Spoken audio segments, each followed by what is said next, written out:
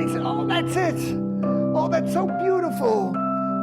Angelo, oh, that's tearing my heart out. Hey, you're not a Rockin' Ricky fan. Ah! Welcome to the Sunday Movie Marathon, episode 105. Ricky. I'm Santa. I'm rocking. Around the school, it's Christmas time. On this podcast, how are we this week? Feeling Christmassy. Eating banana. I only just realised that it was the Christmas episode and just completely blanked my mind until right this minute, like this second, I just realised that. Okay, well, Merry Christmas. Or as close to Christmas as we can get without, actually doing the podcast on Christmas. We're not going to do that. We're not insane, right? How are we today, this week? Feeling good. Yeah. How are you? It's been one of those. Forget what happened. I feel like something happened. Probably. Yeah, who knows anymore? Who knows? Probably. Angelo Badalamenti died. Oh, he fucking did as well. Oh. Eh? Yeah, he did. The composer of Twin Peaks and like a load of David Lynch's movies. Oh, damn. That was sad. We've had a lot of like people involved with Twin Peaks die this year. Like multiple actors and now the composer. It's got to be on cursed film soon. They all died It in is cursed, 2022. Who's next? What did it mean? Lynch himself. He's doing it. He's got his like crazy witch hat on in his YouTube videos, like pulling out numbers from like a bowl. What, he's wearing a hat and doing that now? Sometimes I think he wears a hat. Number of the day. What number? How many Twin Peaks cast members am I going to kill this year? And the number is 8. Oh no! On his weather report the day that Angelo Badalamenti died, he didn't like say anything about it, but he did say there's no music today. Aww. Oh, That's just quite sad. Aww. that is sad. To be fair though, those videos are what the fuck even are they? They're fucked. That's so weird. But whatever, he could do whatever he wants. That is true. What does it matter? He's a genius. It never did. He is a genius. I just ordered a lot of cinema tickets for movies that I need to catch up on before the year is out. Are they on the same day? I got Bones and All on the Saturday at like fucking 11 p.m. Brilliant. And then the next day, got After Sun, watching in the morning. And then the Menu in the evening at fucking 10 p.m. Won't be out of there until gone midnight. So that'll be fun on a Sunday. Yeah. We've That's gotten to rotten. like the point where a lot of these movies we've missed like the boat to see him during the day or at a reasonable time. They're only on super late at night. I don't think I'm ever going to go to the cinema Again. at midnight or 11 p.m. Yeah. again. I've done it like a couple of times and I don't really- vibe with it, to be fair. I really wanted to see Banshees of Inisherin in the cinema, but didn't get the chance to see that because now it's only on at like 11 p.m. on nights where I'm working. Yeah, well, you'll have to wait for it to get its Disney Plus release Next week. next week. Next Wednesday, innit? Yeah. Woo! Well, at least you can watch that in the comfort of your own home. I've seen that twice. And Chris Suck has not it. seen it at all. Chris was like, I can't go and see it. I have plans to meet friends and go drink, which are plans that I also attended. Just, after I'd seen Banshees of Inisherin. Just that same night, yeah. Yeah. And then the other time I was working. Oh. Yeah. How must it feel to relate to this? How does it feel not to be able to do things because you work full time? Oh, no. I hate this so much. We miss out on so much because they're all showing it at, 12 p.m. on a Wednesday. Not ideal. It's a little bit Yeah, come on. stupid, innit? Get it together. Please. Maybe next year, eh? Maybe. But this year, as it is the last episode of the year, right? I'm not wrong when I say that. Yeah. Yes. It's all coming home now, baby. Goodbye, 2022. Hello, the rest of it. So yeah, I guess we're going to talk about some Christmas movies and also a new one that came out pretty recently. I think a few people have been watching and, going, oh, wow, that was, yeah. We're going to talk about that one right now, unless anybody else has anything pressing to address. No. But we'll just go into it then. Guillermo del Toro's Pinocchio came out the other week on Netflix. It was directed by Guillermo del Toro. Who would have guessed it? And also Mark Gustafson. Stop motion Great movie. name. A retelling of the classic tale of Pinocchio, the little wooden boy who becomes sentient and has to go on some trials and tribulations. We've talked about a lot of Pinocchio movies this year on the podcast, and this is They now just one of don't them. stop. They just keep coming. Why have there been so many this year alone? It doesn't make any sense. One of the most anticipated movies of the year, perhaps. For me, at least. I didn't even know it was even going to be a thing until you guys mentioned it like the other week, and I was like, oh, okay, that's a thing. Yeah. So we watched it. Yeah. I watched it alone. I had a whole evening planned out for myself. I will get the cheese. I will get my wine and have and crackers, and have a proper white mum night where I watch the Pinocchio movie and eat cheese and wine and crackers. That is a very white mum-esque thing to do, except they would not be caught dead watching. Yeah, it's Pinocchio. quite the contrast, isn't it? So that happens. What would they and, watch instead, though? Set it all up. It looks beautiful. And I Love Actually. Spill the wine on the floor. As I'm like, oh, okay, my night is completely ruined. Spill wine on my carpet, and it's still not really gone. Although I managed to clean up quite a bit of it. So it's a And light after that, carpet. I had cried myself out of my stupor, and I was ready to watch the Pinocchio movie. You didn't even drop that much in the end. Well, from the Not that sounds much, of it, but yeah. no, I had still got pretty drunk. So I'll say that right off the bat. Progressively, just more and more fucked up as the movie went on. Yeah, I guess that is kind of what happens when you drink wine. That's true. Yeah. Did you end up finishing the bottle? The film? Yes. No, the bottle, not the film. Not the bottle. I thought you said, sorry, you mumbled it. And I was like, but I would choose one of them. Yes, both of those happened. You actually never finished the film. I was there on the floor sucking the wine out of the carpet. Oh, that is actually a rotten image, isn't it? Yes, I finished the wine. I got pretty drunk. And then, that night, before I went to sleep, I, said to Chris, I was in the group chat, I was like, cheese for the nightmares, boy, isn't I just, ate, a lot of cheese. and then I went to sleep. And I had Did some you have pretty Yeah. horrible fucking nightmares. I've yet to test out this theory of cheesy nightmares because it's never happened to me. I like nightmares because it's fun, and If it feels, I'll write about it afterwards. This is fucked up, wasn't it? this is where you find out. Always fun for me, but obviously horrifying in the moment. Well, Especially when I woke up at 6 a.m. from just the most horrible dream ever. And then I was like, all right, well, at least that's over. I can go back to sleep for another couple of hours. I had another horrible fucking dream, possibly worse than the last. And then I woke up and it was my birthday. And oh fuck, yeah. So when we were like, oh, what's happened? I was like, I don't even know. Oh, it was my birthday, and that happened. Yeah, so we celebrated that. So, but we're talking about Pinocchio. So, what do we think of it? I like just at the same time. Best Pinocchio of the year. Yeah. Well, yeah, I mean that's Funny you can say that and actually mean something. Yeah. That is true. I guess that's also not surprising to hear, is it? Really, when you compare it to that beautiful, Zemeckis. yeah, that one From Zemeckis Pokoko. And the meme one. And the meme. The meme one Pinocchio? came out the year before, didn't it? No, it's this year. Oh, They were both this year. oh my god, what? Mm-hmm. Why? I don't understand. Yeah, I had the time of my fucking life with this. I think this is probably my favourite Pinocchio movie of the year. Favourite Del Toro movie, I would say. I really like what was that one? Pan's Labyrinth. That's amazing. This is maybe even slightly better for me.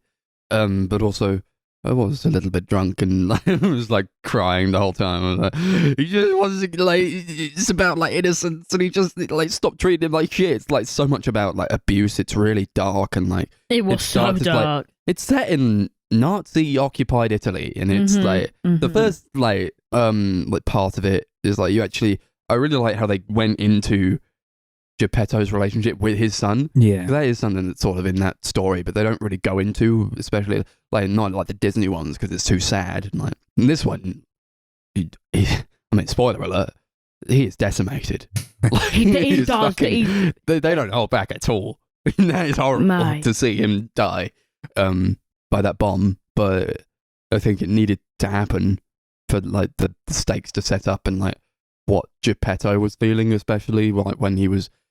That was like the most fucked up thing like ever, where he just like gets drunk and he's like, I'm gonna make a new one. Like, it's 10 years later, he's like, I'm making a new one, and he gets drunk and he like chops down this tree that like he was like by his son's grave, and he's like, I'm gonna make my son again as like an affront to God, and like he's just trying to bring his son back in the form of this like puppet like wooden boy thing, and it's like fucking horrible and like, really upsetting. Yeah, if I don't know, the context feels more. I don't know, it feels sadder because I've only I don't know the proper story. I've only seen like the Disney ones, so it's obviously been like watered down. And I was like, shit, does his son die? It's like, oh, that's why he made the puppet boy, because in the film he's just making puppets, isn't he? He's just and like he just makes the puppets. well, that old Disney one. Yeah, it doesn't make it sad, does it? Really? He's just insane. He's just like Yes. making. He just like makes a puppet boy, and he's like, I wish you were real. Like, I wish you were a real boy, Pinocchio. Yeah. But it's like we get like this is why he wants that to happen, and sort of why he Grief boy. it's about the grief boy. Yeah. Who's kind of I don't know. I know Chris said he was going to watch it. I don't know if Max got around to it, but Netflix put out the making of Pinocchio. No, I didn't have time to watch that. Unfortunately, No, I've watched a clip of it. Yeah, it was just the sheer fucking size of that puppet is unbelievable. It's huge. They made a huge one. It's Yeah. fucking They also made like a huge. little tiny one as Yeah. well. Really cool. I was Yeah, like, for all the terrified. shots with him and cricket. Yeah. Sebastian, who I thought was really good, played by Ewan McGregor. Yeah. It was like quite a dark movie, but also it's light and fun when it needs to be. And Yeah. he's a good character for that, where he's like this kind of guide that just constantly is fucking up and like leaving Pinocchio, and he gets stepped on a lot, and it's like he's like really sweet, but like also really funny. It's like getting crushed. He's like, the pain, oh, the pain. So Yeah, I good. think like the tone kind of fits what these sort of like fairy tales originally were like, where they are like really dark and scary and violent, but they're also like filled with like really beautiful, sweet and wholesome moments and a lot of comedy and stuff. It gives a little bit of Grimm's Brothers Yeah, like, exactly. That's what I mean. vibes. Yeah. There were points where I was just sobbing. I didn't even know why. I think a lot of it was to do with how nice it looks, and just like so little do I see a movie where I'm like, it's just like the art direction is stunning, and that alone was makes very it a pretty. masterpiece really kind of on its own. But like it has that story backing it for me, where I'm like, actually the story is also really good, and it backs up the art direction in a way that like just melds very well. It makes it something different, something interesting. The last 20 minutes are what's the word I'm looking for? Hard going. Heart-wrenching sorrow. Yeah. Especially when I'm screaming stuff like, "How could they do that? Why would they do this?" Like Chris is what? just What were the like the fuck? worst parts for you, do you think? Oh, In terms of like the gut-wrenching nature of it. like this is gonna sound really weird, but it wasn't the part where they like you. So I mean, I know I'm gonna spoil it even more, but like obviously Geppetto like sees that Pinocchio's died to save him, and they're like, "You got to bring him back." And the cricket's like, "God, he gave everything for you. He gave everything." And then they was like, "Yeah, cool, we'll bring him back." But Yeah, that's how it I happened. thought, right, when they brought him back, I was under the condition, right, that they were going to bring him back like one last time, and then if he dies again, he's dead, right?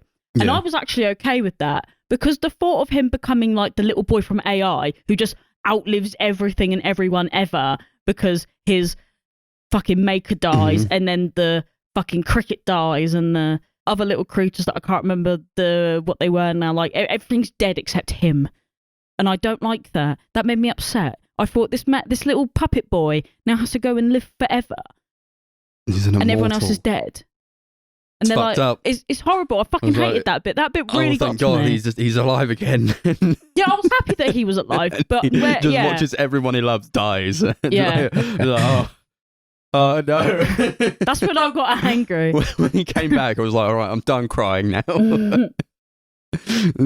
Just like buries all of his friends and his family, and it's like, And he's like, he's like right near their gravestones God. and shit. Oh my God, like, because at first, I was like, oh yeah, no, that's great, he's back, and everyone's like happy, and then I thought, no fucking way, like he's just gonna live forever now. Is a brilliant, cool, sick, and now I'm upset. I'm upset just thinking about it because I'm like, how can they do that to him? Like he was just a little puppet. Well, he wasn't really a puppet. He was just a wooden maquette, but still. Yeah, I think he's using that as like a vehicle. I think it was set in Nazi-occupied Italy for like a reason, and there's a way to like explore this like corruption of innocence that happened to kids during that time, especially like in the like Nazi propaganda type stuff that was going on then, and like how kids were manipulated so easily by this kind of thing. And like, that's sort of what Pinocchio is about ultimately as a story. It's like the manipulation of a child and how easy they are to mould. You're like, what was that fucker's name? Candlewick. Yeah. I felt so sorry for Candlewick. Yeah. Also, Candlewick. Can we just talk about that for a second? Is that an original name? Was that a name of something, or was that just added in? I don't know. Who knows? Maybe his dad didn't care about him. I just can't believe he was called Candlewick. I mean, that is besides the point. But I get what you're saying. Like, I thought he was. He had an arc. He's it was quite weird that he interesting, had an arc. He was like in one scene, then you didn't see him for so long, and then he came back, and he was like this really tragic character. Oh, I forgot about him. I'll like be under honest. the thumb of his father, who's like a general in the army. I think that was quite sad, though. Like, I think for me, what made it sadder was I think it's more not the fact that they've taken these kids to these quote unquote schools to make them into like great Nazi shooters or whatever. I don't fucking know. But it was more the fact that his dad clearly doesn't like love him enough to not let him do that, because he's like, you need to die for your country or you're a scumbag. About my masculinity and all that. But like, it's your son. Like, would you want your son going to war? Yes, if you were a Nazi, it was the best thing you could do. Die for your country. A lot of people think that. I think. Yeah. It's quite the something. That really got to me for some reason. But I think it's just more. Yeah, I was crying at that scene when how can you let kids do that? They're like in bed and like he's like rolling over and he's like, this is what my dad does, and like Pinocchio's like, I think if your like dad's it was when he said like dads can get angry sometimes, but I don't think they mean it. Like they can make mistakes. I'm like, oh my God, everyone's fallible, and it's just so upsetting. That's the thing, though, isn't it? It's like it gets to like the humanity of it. Yeah, it's easy to forget that parents are people too, and everyone makes mistakes or gets pissed off, and like you can't be perfect all the time. Like I've never understood them. There's people that are like so quick to judge like parents and stuff when it's like, how do you look after a small human that has its own sentience and does whatever it wants to do? Like how can you judge someone for that kind of thing? But I mean, I know this is a bit different because you've literally got this man taking his kid to war, but I guess back then that was like Max said, it was kind of the thing to do. So I guess he was just doing what he thought as a parent was good, I guess. Sort of. Ish. I mean, it's not commendable, but you know what I mean. No, I don't think they excuse it like whatsoever with that character, at least. I can only bring up the argument because he's fake. You know what I mean? Like I wouldn't say this if this was like a documentary or like based on like a real person. But I only bring this up because he's fake. These are fake scenarios. Yeah.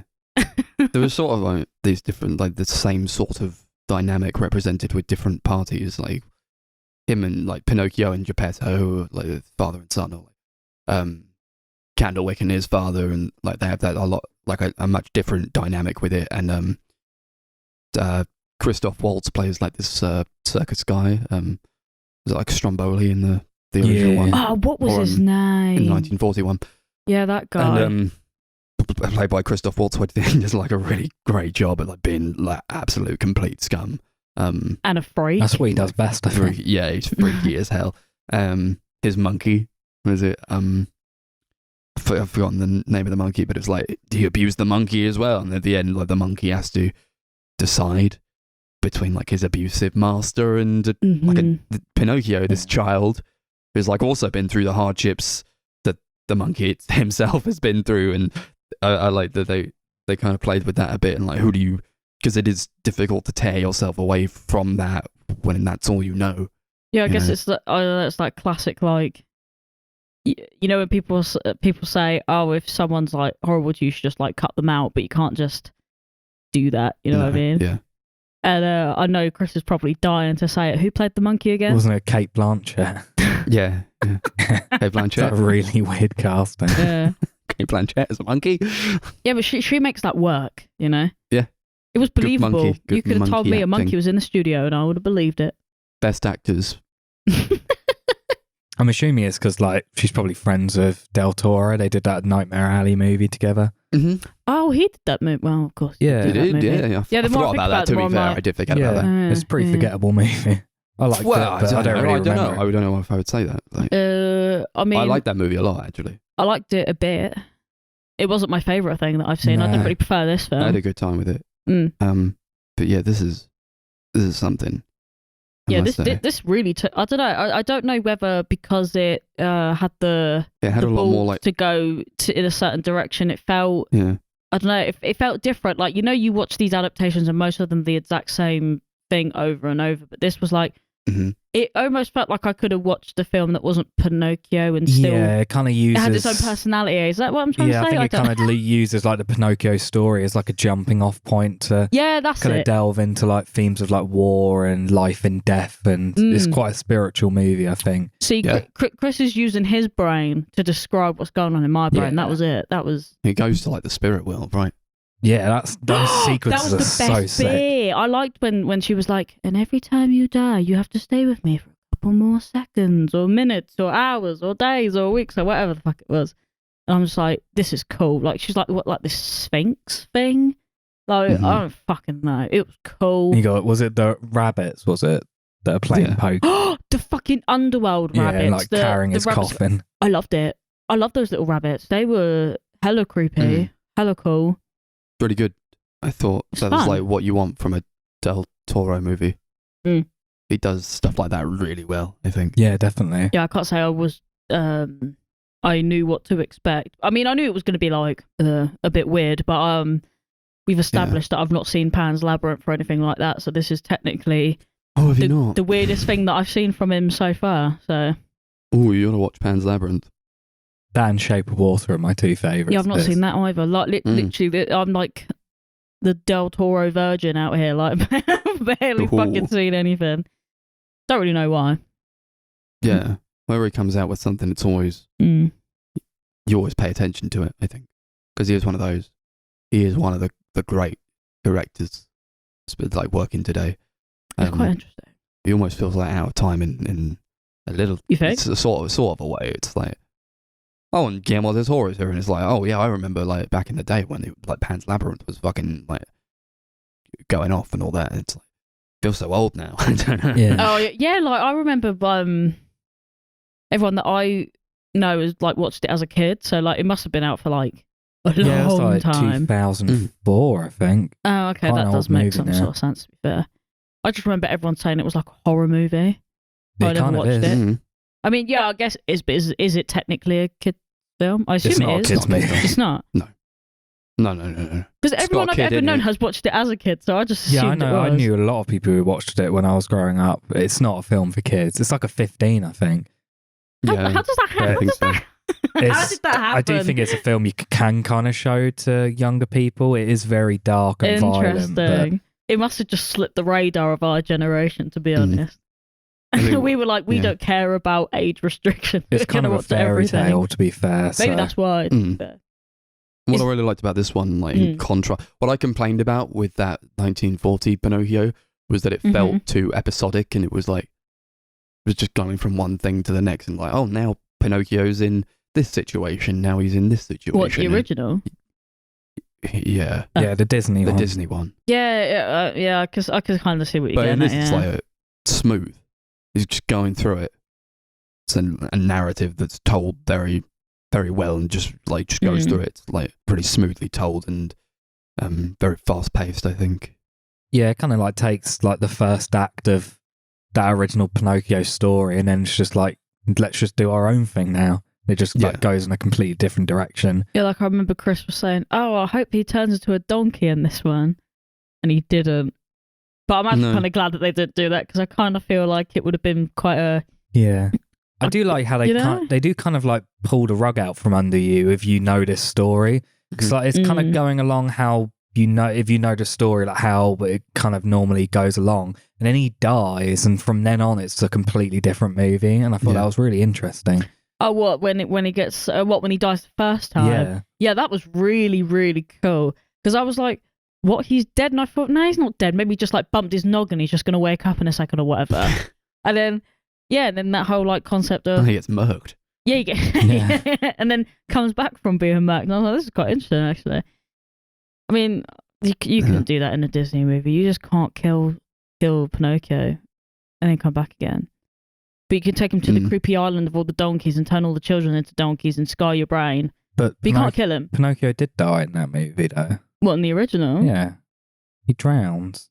And then the fairy brings him back and turns into a real boy. Yeah, but they're not going to say that he died, are they? They're going to say he's like unconscious or something. I don't know. You know what I mean? Like, no, Geppetto's there crying, saying, "My boy, he's dead." No, he's not dead. Are you doing your impression of the Tom Hanks Geppetto by any chance? To be fair, do you know what? I think my expectations of this film were slightly lowered by the idea of the ending being similar to the one where they go to the cave and it just ends. Yeah, that was like complete bullshit in that one, but like... well, I won't say it's bullshit, it's just like... okay. It was lazy, I think. Yeah. Oh, God. Yeah, great movie. Oh, sorry. And I loved, getting wasted and watching it. Yeah, it was really definitely worth good time. the evening. Yeah. It's it's not even that long. I think it's just because we started it late, so we ended it quite late. Yeah, I think we stopped a couple of times to make drinks and shit, so... Yeah, I think it's definitely... I would recommend it to people. Oh, yeah. I don't know if anyone I'd ever recommend it to would actually ever watch it, because once again, I don't really know anyone that watches movies except the two people that are sitting with me right now. So I don't really recommend movies to people. No, I know nobody's going to watch anything. Yeah, that's exactly. I'm not even going to go out of my way. No one has the time, do they? Really? Yeah. But if anyone listening to the podcast wants to watch it, I mean, the fact it's on Netflix definitely makes it easier for some people because they can kind of pick it up and turn it off whenever they want. Yeah, they don't have to it. They don't even have to download it or anything. It's literally just there. Quite convenient. Don't have to go to the cinema, like set out time in the day. You can watch it on your lunch break if you're really inclined. You can watch it on the bus on your phone. Yeah, if you want to upset David Lynch, you can do that. Yeah, you could. I'm not recommending that, but if you really wanted to watch it and you were busy, go for it, man. Yeah, I do worry that I do wonder how many of these we're going to get from Netflix, like these sort of like passion project from these directors, because they've been doing it for years and they've produced a lot of really great stuff like The Irishman and Roma and Marriage Story and stuff. But they've said recently that those days are kind of because they can't afford it now, can they? I was surprised this one was even allowed to be done. Yeah, same. I thought they were like done with their animated stuff. Yeah, they bring this out. They bring out that cyberpunk show. Yeah, I guess they were probably already working on them. Yeah, probably quite far in production. Yeah, I mean, this film especially, it must be because doesn't stop motion take like fucking years. Yeah, he's been working on this for a good 4 or 5 years. Yeah, exactly. Yeah, I thought so. Thank you, Guillermo. Should we rate it? Okay. Yeah, sure. Yeah, I really like this movie. I thought it was a really unique, interesting take on the Pinocchio story that kind of tells a completely different tale and has a lot of really deep, dark themes that I think are handled really well. Yeah, I think I'd give it 8 out of 10. I'll probably watch it again. I think it's a did lot have of a fun. rating system. Peas and wine. We don't normally do that for new releases, though. Yeah, but this one's special. This one's about a little wooden boy. I loved it. I think when the animation is this good and you can see how much time and effort was just poured into it and how much the people who made it just love it because it's so clear to see. And when the themes are explored as well as they are, I really can't deny that it is pretty much a masterpiece for me. I loved it and I, couldn't stop crying as much as I was like kind of drunk. It's a good cheese and wine movie. I give it 10 cheese and wines out of 10. I can barely eat cheese and I hate wine, but I'd give it a 8 crumpets and coffee out of 10. Nice. I don't know anyone who has crumpets and coffee together, by the way. My favourite Blur song. I don't know if you're lying or not. I know what song he's talking about. I've always wanted that Little Milkman. There was one in Brighton, Little Tangent. I really want the Little Milkman. I'm going to go back to that bar one day and I'm going to get that Milkman. So, to anyone in Brighton that works at the Hope and Ruin. Can I please have your Milkman? It was a cool little bar in Brighton and they had like this milk carton like toy thing up From a Blur above the video. bar. Yeah. And Darcy wanted it. I want it so bad. And she looked it up on eBay and it was like $1,000 or something ridiculous. Yeah. No, it just didn't exist, basically. You had to make it yourself. And I thought, I could just fucking make it, They were like, imagine it. Just imagine. Just imagine a Little Milkman. Imagine a story. Oh, man. All right, I'm keen. Let's get to the ho, ho, ho, ho, ho. So, Christmas is a time of year where we all get together and watch Christmas movies and, maybe see our family.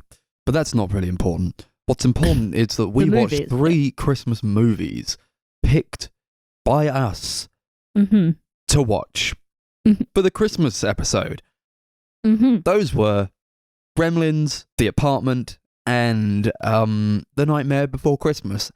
So Chris picked the first one, and he's going to tell us all about that. Yeah. So I picked Gremlins from 1984, directed by Joe Dante. This is like a comedy horror sort of thing.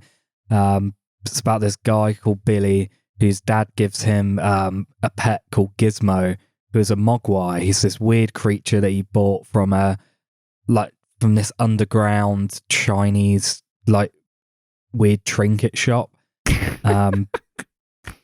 But what an idea. This little thing, Gizmo, there's 3 important rules to caring for it. That you can't get it wet, you can't put it under sunlight or just any light, and you can't feed it after midnight. Sounds like my ex-wife. Because Billy's a shit owner, he does all 3 of these. Billy's shit, so he does all 3 of these. He gets it wet so it multiplies, then he feeds those multiplied mogwai after midnight, and they turn into these green, spiky reptilian gremlin creatures who go on a rampage and ruin Christmas. Well, the thing is, one of them he did by accident, but Billy is shit because he outwardly did 2 of those intentionally. Yeah, he keeps walking into rooms with Gizmo in his hand and forgets to turn the light off until and then Gizmo's purposely screaming. starts pipetting water as experiments or something. But the last one was an accident, so fair enough. But in the last one, what basically causes these fucking gremlins to hatch anyway? Yeah. What goober? Why'd From you do this that? movie birthed the Go on. the name of 1,000 names, which has been memed for all eternity. Chris's YouTube channel, Gizmocha. Gizmocha, yes. I always thought it was Gizmocha until I found out one day, and disappointingly, it's Gizmo CH. Wasn't that So after we pissed got off together? After you knew about this channel for a couple years? Yeah, I always thought it was Gizmocha. It is Gizmocha. Because, do you know why it's Gizmocha? Because it's not capital CH. It is. Yeah, No, it it's- is. Is it? Yeah. But that doesn't matter It's still Gizmo. No, it's not. Oh no, now I have to look it But up. Chris saw this movie when he was a child, and he was like, Gizmo. No, it's not. Look, I'll look, do look. that. It's capital C, little H. Tell me that's not Gizmoture.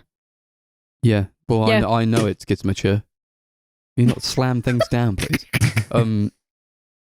Chris told us all about his times with watching this movie when he was a child and not really supposed to, because I didn't know this was a 15, but apparently it's a 15. Yeah. Yeah, and we indeed. find all about why. Because of all the tits. And the dying. You said that you couldn't, you turned it off because you were too scared because there was a woman Yeah. walking upstairs. I don't really understand that, but who am I to Well, like, delve into the mind of a I child? think it was like after follows that, right? up, like a guy getting killed by a gremlin. I put his hand on the table, and then he dies. Someone finds the dead body, and then there's like a gremlin jump scare. The gremlin like scratching his hand, and then he goes into a kitchen, and he like puts his head against the cabinet, and from the door next to him, a gremlin pops out. And then there's crashing and bashing coming upstairs, and this woman starts slowly walking up the stairs, and I was just like, this is too scary for me. So, at what point did you rewatch this and get to the part where you thought, "Oh, cool, that fucking This is my new gremlin's been identity. microwaved to death. This is my new Yeah. identity." When I was about 10. Mm-hmm. So for first watching when I was about 4 or 5, we had like it on VHS. And my parents were like, oh yeah, you should watch this movie. So I watched it when like my dad was at work and my mum was asleep. Like it was the really early morning and I had to scream to get her to like come down and turn it off. You're a fucking psychopath. And I watched it again when I was 10 because my dad was like, I think it's been long enough. You can probably watch this now. And I was like, okay. Your this is dad's pretty good. insane. Why would your, But- your dad do that? This is so much your movie, though. This is your kind of movie, I think. Yeah, I Like, mean, this is like the movie that kind of got me into horror movies. Chris loves movies specifically from the 80s. horror movies. No, Yeah. specifically from the 80s Mm. that involve Steven Spielberg in some sort of manner. And there is a central premise where, like, there's like a succinct, like, here's what happens. In this movie, gremlins happen. That's like Chris's entire MO. He loves Back to the Future because it's produced by Steven Spielberg and, you know, it's from the 80s. Yeah, And, Poltergeist. you know, I love they that go movie. back to the future and that's the thing that happens. Right. Is this going to And he be? loves Poltergeist because Poltergeist happens and Steven Spielberg is there. And I knew it's going to be another podcast of Max shitting on Steven Spielberg. no, it's not that. And I'm just like trying to say like this is so I'll be- much like this is exactly what Chris enjoys in a movie. Yeah, this is Chris's And formula. I knew when I was isn't watching it, I was like, yeah, this is exactly Chris's kind of movie. It's not my kind of movie, I don't think. Although I did enjoy it, but I do think like not much more happens for me other than like Gremlins happen. Yeah. Yeah, Mm. no, it's kind of all that happens. Yeah. Yeah, it's true though. It You is. just like after that, you just like watch the rest of the movie, and they just like you watch them bounce around. I mean, what kept me interested was just how like I just thought they were cute. I just thought all the little mogwai things were cute. Yeah, I don't care about the it's movie. I definitely just think they were cute. interesting, and like it's a unique concept. I think it dragged a bit for me personally. I thought like it was going on for a bit too long. Yeah, I would like, actually agree with that. I think it's a bit long. yeah, a movie that has one It didn't thing. need to be, did it? Really? Yeah. Oh yeah, for a movie that only has one premise. Just For like me, one it's thing the happens. the final chase. I think just goes on way too long. Yeah. Like that final bit in like the department store. Mm-hmm. It could have been like Mm. 5 minutes shorter because it's literally just like the same thing keeps happening. Like Billy thinks he sees Stripe and he doesn't, and then Stripe's like, I'm here, and he attacks him, and then Billy fights him off and he runs away, I like that. he does. and it happens I'm like 3 or here. 4 times. It takes a while to get to see the gremlins as well. Yeah. Yeah, it does. It's Tell time so quite- like yeah. they're like little things. It's like yeah, we got these mogwais. Oh, was like- Isn't that a band? And then you just like watch them be like little furry creatures for a while, yeah. and not really do anything of much import, for just a really long time, and then like the gremlins show up, and you're like, now we're cooking. Yeah, I thought it happened a lot sooner. Actually, Um, like from the last but, time I like- watched it. I think like there's like a lead up to it. You got that guy, the teacher, who's like, been gremlined, and so He he was dies, gremlin, to be and and you see like the mum fighting the gremlins and like putting one in the microwave, which was fucked up. It is. Like, Yeah, just how was straight it up. blended though? Oh, Why, okay. why would... Kill them because they're in your house. Yeah. I get it. You're American. But to put one in a microwave is just making it suffer. And that's just cruel. Especially as it's a little animal. And that is about as high as it gets, like tension-wise. And it never Yeah, I agree with that stops also. being that in a sort of way, so that it should like sort of level out, but it's like it's just that for the rest of the movie, and it's so like low stakes it feels. I was never like worried about anyone like getting murked out by these gremlins No. or anything, because I don't know, you just instantly know that if your average Now they're suburban gonna mum ruin can, Christmas. Then will we all be? like, I don't know, it's just bizarre, isn't it? Like, yeah, like if your suburban wife can kill them in a blender, and then are Yeah, they like, going what to do you really do? go on a killing And spree? then you, Like, they you know show what I them in mean? like a bar where all these gremlins Yeah. have like taken over a bar, That was really cute. and they just show them like, oh, they're smoking, oh, they're playing poker, They're drinking. this one's drinking, Mm. this one's like swinging from the ceiling fan, and that This scene one's a happens for, flasher. like, yeah. Oh yes, one is a flasher. Thank you for I that. felt like that scene went on for about 10 minutes It did it go on was for quite a while, really this scene, long. to be fair. for some reason, but I don't Did know like anything what the else point happen? of the Yeah. scene was, other than to be like, the gremlins are in this bar. And they're out of control. They're crazy. They're mad. And And then, hey, I liked it. I liked seeing them like doing all that kind of thing, because I like all the puppetry type stuff they've got going on with it. Yeah. I think it's really impressive. Yeah. But it just dragged a bit. yeah, I mean, well, at least, I don't know, some fun came out of them watching Snow White and then getting Inglorious Bastard. Did. No, yeah, I completely forgot about that. I'm not gonna lie. I like that they just like Snow White. When Billy's like, he sees them and he's in watching Snow White, and they're all in the cinema, and he's like, they're watching Snow White and they love it. And then he's like, so you can process the fact that they have feelings, and sort of they love They this enjoy movie. things, They enjoy yeah. things, and they have the capacity to feel and think and sort of enjoy things and have, love, essentially. Mm. And he's like, let's burn this place to the ground. And like, they're like, lock them He in. burns the cinema to the ground. It's like, fucking hell, It's because man. they ruined Christmas. Yeah, but That's all it takes. yeah, but now he's You just, ruined Christmas, now you have to die. yeah, because now he's like a mass all of you. murderer. He's a gremlin. It's not even like all of them murderer. were the problem. It was just trash. Like a select few were, smoking. Is that And- a bad thing? Or they took Yes. all of it, like, okay, the Yeah, what? gremlins in the bar, I get it, fine.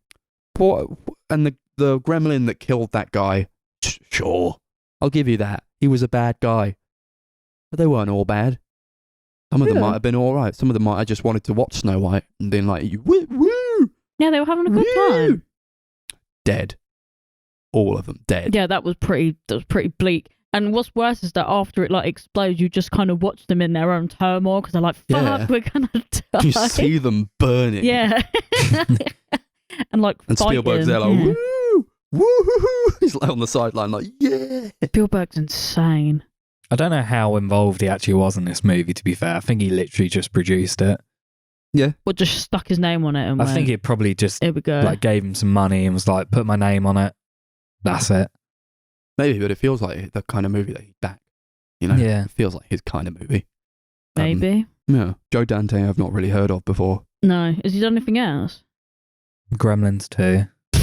Okay. Thanks No, for he that. has done other stuff. I'm just struggling to think of I top love of my that. head. Gremlins he did- too, yeah. Small Soldiers. Oh, the department store Yeah. film. That's a Christmas film, Hmm. isn't it? Technically. Or am I thinking I of a don't think different so, film? no. I'm thinking of a different film. He did The Burbs with Tom Hanks. That was all right. Tommy Boy. I have no idea. Looney Tunes Back in Action. That was a great one. I'm so confused by this man's filmography. He's a really weird director, to be fair. Like, imagine taking that to your local agent and being like, this is my film reel. Yeah, a lot of what he does so is like fucking random. either horror or like really surrealist comedies. I think he does Very it well. He's a bizarre. really interesting director, I think. Yeah. Actually didn't like the music. Like, just I like the main straight Gremlin up, I didn't song. like the music. That's fair enough. Because it was so in your face. It It was is. so over the top. It was just pissing me off the whole time. It was like, Mm. oh look, here's like a little like gizmo. He like he's got it, and then like he like the light turns on. And he's like and the music's like da, da, da, da, wah, wah, wah, wah, wah. It's like, oh fucking It was a shut bit. up. It was disproportionate, wasn't A it? bit Really. over the top. Yeah. But I do like the Gremlins like theme. The one that's like, "Wah, wah." I don't even know how it goes, to be honest. I've forgotten every song ever. Yeah, I don't really remember like the music itself. I just remember it annoying me. Oh yeah, because some of it was Yeah. just a bit too. I over the really top. like it because I do think it is very ridiculous and over the Mm. top. But Is that meant to be the point? I also you know? like completely understand why someone would think it's too far or annoying because it Yeah. is kind of obnoxious. But That's the word. Mhm. Obnoxious I is kind of like definitely it about that. how it Yeah. feels for sure. And I just thought, like, technically, I didn't really care about any of the characters either. Like, Billy is like, yeah, he's and kind of an idiot, but he's also just like not an interesting character to follow. No. This kind of goes So hand like, in hand. that's what I'm with, talking about. Like yeah. when I say like this movie has like one thing happen and the Gremlins happen, that's what I mean. Like, because there's nothing else really there. There's not that sort of character development that I'm looking for, and there's not like anything all too interesting happening outside of just Gremlins and like the funny little cute gizmo stuff happening. It's like, oh look, he's like, that's a cute little thing. Yeah, I got to admit that kind of goes hand in hand with what I was saying earlier about like like you not expecting people to like die and things, and in fact I don't think I would have cared if they had killed Billy off in the first half an hour. Yeah. You know Yeah. what I mean? Like, no offense to Billy, like he was Yeah, was when he probably- doesn't get yeah. Gizmo at the end and the guy Mhm. takes him back, I I was wasn't like, well, sad for him. Should I have been sad for him? well, there you go. He kind of deserved it. Yeah. He fucked up. Like I know I was supposed to be like, oh no, they've taken Gizmo away, but at the same time I was like, oh, they've taken Gizmo back. Okay. Also, what kind of creature cannot have water? The Yeah, how does- baseline How does it for live? life forever. Yeah, how does it eat? How does it live? Because there's water in pretty much like everything that Yeah. exists. When Like, you fed I- him those chicken bones. Yeah, I bet I could flip this over and it has some form I It think of it's doesn't water matter if in you it. like- fed him. Prop like full of water. Like you can't get it like drenched. Like what's that animal that you get it wet and it's like it basically dies because it can't dry Oh, itself? chinchillas. Yeah. Don't know if it's just like that. Yeah, they have to. No, but they have to bathe in sand and stuff because if they Mhm. get wet, their fur is so matted that they can't dry. Things you learn at a pet store. Yeah. Mm. I mean, it's a fake little creature, isn't it? So Yeah, it doesn't really matter. Doesn't matter. Yes, all well, that whoever much. made the rule for that was pretty stupid though. Like, But I imagine was writing like, the script. really? It's That's like, you it. want to keep this guy forever? And like, how's it not gonna have water like ever? How's it like never gonna get wet? Yeah, I got to admit, like, what, like, could you never? Because Like, a you can never chinchilla have a lives in leak, the you can desert, never- right? Yeah, you can never have a bath. There's no water in the desert. But Gizmo Yeah. lives in America. What is he just never the going to go United outside? If it's States. raining, he's like, shit. Better go indoors. Yeah. Do they get him on a rainy night as well, or did I just make that up? Maybe I did. No, they don't. No, I just made that. Because then, the plot would happen too fast. Yeah. Damn. And they have to drag out the movie for as long as possible. Yeah. Damn. Something I found this time, which I thought was interesting, is like there's a weird amount of like almost like anti-capitalist subtext in the movie. Like the characters of like Mrs. Deagle, who's like this evil woman who's like, I don't know if she's like a big like Oh, what, stoner the at snooty the bitch? bank or if she owns the bank or what. But Mhm. she's like there, she's really rude to everyone, really cruel. You got Judge Reinhold's character as well, who works at the bank, who's like really up himself, clearly like completely controlled by money and how like really flashy about it as well. Yeah. Which I thought was really interesting. I'd never noticed that before. That is interesting, especially for a Christmas movie Yeah. where it's like capitalism to the max, right? That's Buy this thing, Yeah, buy that is these all new Christmas things, and is, all isn't that, it? buy toys and everything that goes on with Christmas and Mm. how it used to be like well, I don't know what it really used to be, Well, it's like a supposed- pagan holiday sort of thing, or like yeah, it's supposed to be sort a of Jewish type thing, celebration, and yeah, but how we've like commodified it and like made it into something that capitalists can profit from. That's It's, the thing, though. If you stops being can, magical when you grow Yeah. up because you're not in that system as much when you're a Yeah. child. well, no, it's also the fact that you then also have to tacitly consent to being in this form of system now, where you have to buy presents for people, or you're a piece of shit, or whatever. You know what I mean? You are now part of this capitalist circle that you never really wanted to be a part of, but everyone's just kind of roped into it. I was out with my mum the other day, and I said, I don't know if I really want to spend like so much money this Christmas because I'm trying to move out, and like I want to like save my money a bit. And she's like, she had a go at me. Oh, she's truly upset by the fact that she wasn't getting her presents. Don't be so selfish. I'm like, okay. Really? My mum would never say that, because my mum's always the first one to be like, please don't spend lots of money. Sounds to me that she's complaining because she thinks she's not going to get much for Christmas. Yeah, she's the capitalist here. She wants that. She's that big the selfish product. one. She wants that big. She doesn't want present. you to move out so you can spend loads of money on her. Maybe that's but then that's what it is. But then she would just tell Max to move out anyway. Why just make more money, Max. Yeah, it's like, I bought you a bunch of shit for Christmas that you don't need. Conform. Always conform. Yeah, that's pretty much it, really, isn't it? Like that's all that any holiday really is, though. I'm not. We can't just announce that to Christmas, can we? But it is quite funny to see it in a movie where it's like almost like ironic. Is it ironic? Yeah, maybe a little bit. Some of my favourite stuff in the movie is like just the practical like element to it, like the like character designs of like the Mogwai and the Gremlins and like Gizmo and shit. They're iconic. Everyone has a little They Mogwai. are iconic. I think the puppetry is really, really great as well. There's some bits that do look a little bit sketchy, especially early on with Gizmo. Yeah, it's a bit janky, but it's it is a 1980 something, isn't it? But, I didn't mind it. They kind of like seem to go all out with like the close-ups of Gizmo, but when it's like a little bit further away, it's not. They don't put as much detail into it. Yeah, because they were like, oh yeah, yeah. Like you see him from far away, and he's like a little he's like little a toy. Ball, yeah, just a ball of fluff. Like, oh, okay, that's funny. Oh, I thought it was quite cute though. Like I think it's fit into the kind of like what you said, it was a B movie, didn't you? Yeah, it kind of does have like a 50s it, you know? B movie sort of feel. So therefore, I think it's okay to look like a little thing that you found on the ground while you were hoovering up.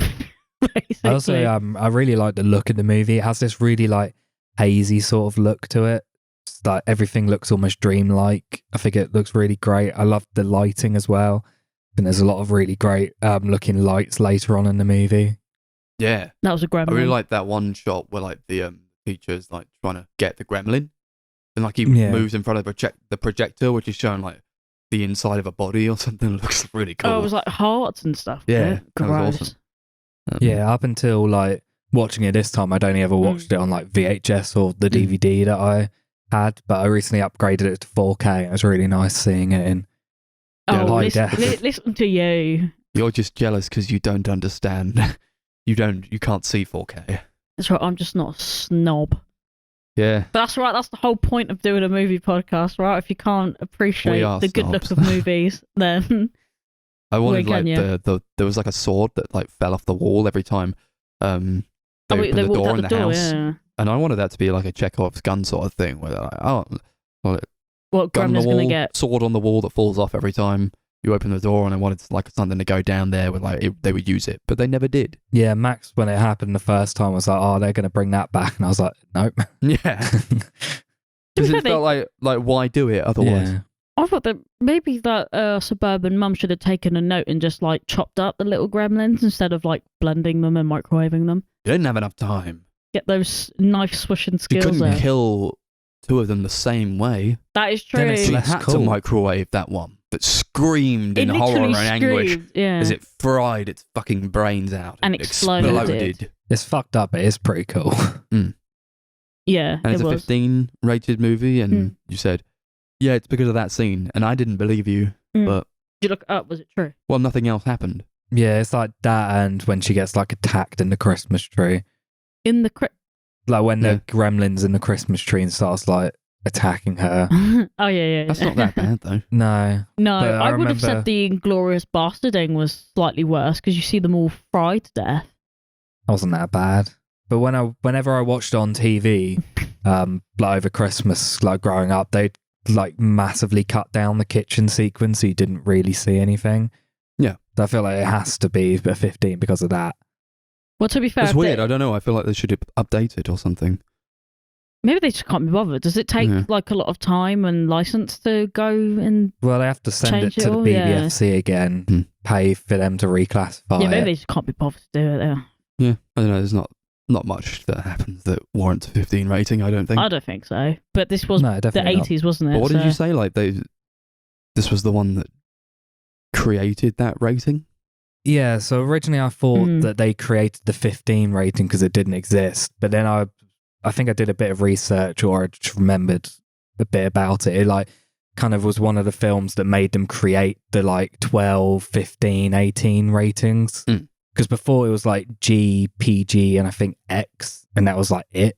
It was just those X. 3 ratings. Yeah. And it was like Gremlins and I think the Temple of Doom, where they were like, we need something a little bit more because these are both PG and they're a little bit too much for PGs. So they created UPG 12, 15 and 18.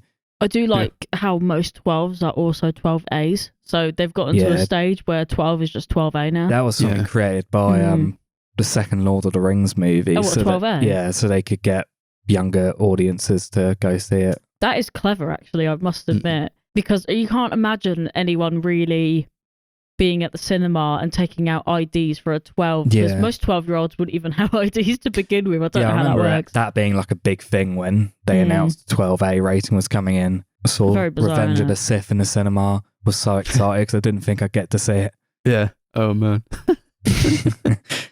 Everyone should have Thank God you experienced did. their first movie, like how I somehow managed to watch Step Brothers illegally. I was not old enough to go and see it, but yeah, with Gremlins, it was like rated a PG originally, and they were like, "This is like too much for a PG, but not bad enough for an X."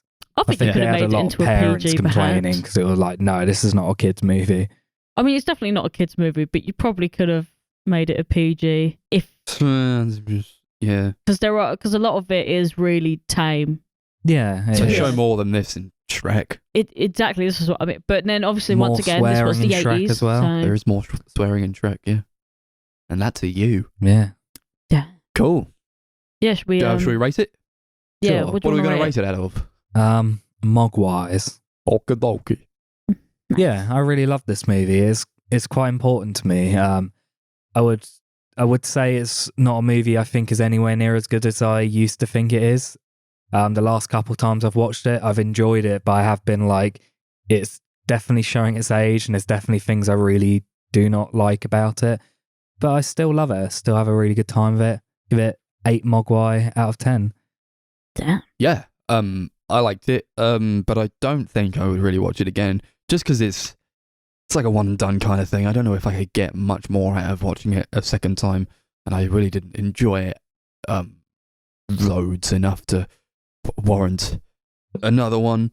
But I did have to watch it at some point. You know, it's ubiquitous law. in Chris's culture. It's the So- Chris Law. It is Chris Law, so I'm glad to have finally watched it. And if you haven't read 1984 by George Orwell, he does mention the Gremlins, and he says Does it Gremlins actually? has just come out. And everyone's like, "Well, I can't believe George Orwell predicted Gremlins." 6 Mogwais out of 10. I can't tell whether what Max just said was true or not. So I'm just gonna have to. Of course it was. But it was. Oh, I'm not gonna look stupid anymore. Don't you remember in Animal Farm where the animals turn into people and the people turn into Mogwai? I do remember that bit actually. That bit was really distinct. And George Orwell said, "This will happen. Gremlins is coming." It's coming. You just said it come out. I don't really have anything to say in summary to this, to be honest. Yeah, it is definitely Chris Law. So it is an enjoyable experience to experience Chris's Law. 7 Mogwais out of 10. I'd highly recommend Gremlins too. Gizmo's It's one of the cute. most batshit movies I've ever seen. Is that the one from Okay. that one clip where the Gizmo's dressed in like a dress or something? Am I even thinking of What? the same movie? Gizmo does a little dance in it. Oh, maybe. That's great. Oh, yeah. Yeah. There's a woman gremlin who hooks up with a human at the end and they get married. I love that.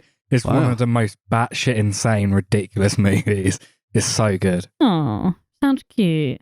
There's a scene where the film just randomly like burns up and it goes to like a projection booth and like the gremlins are there and they fucked up the movie and it goes to the cinema and Hulk Hogan's there and he starts shouting at the gremlins telling them to fix the movie.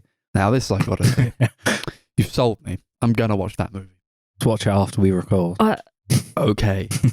I have so many questions that will never get answered. So, Max, what was the movie that you picked?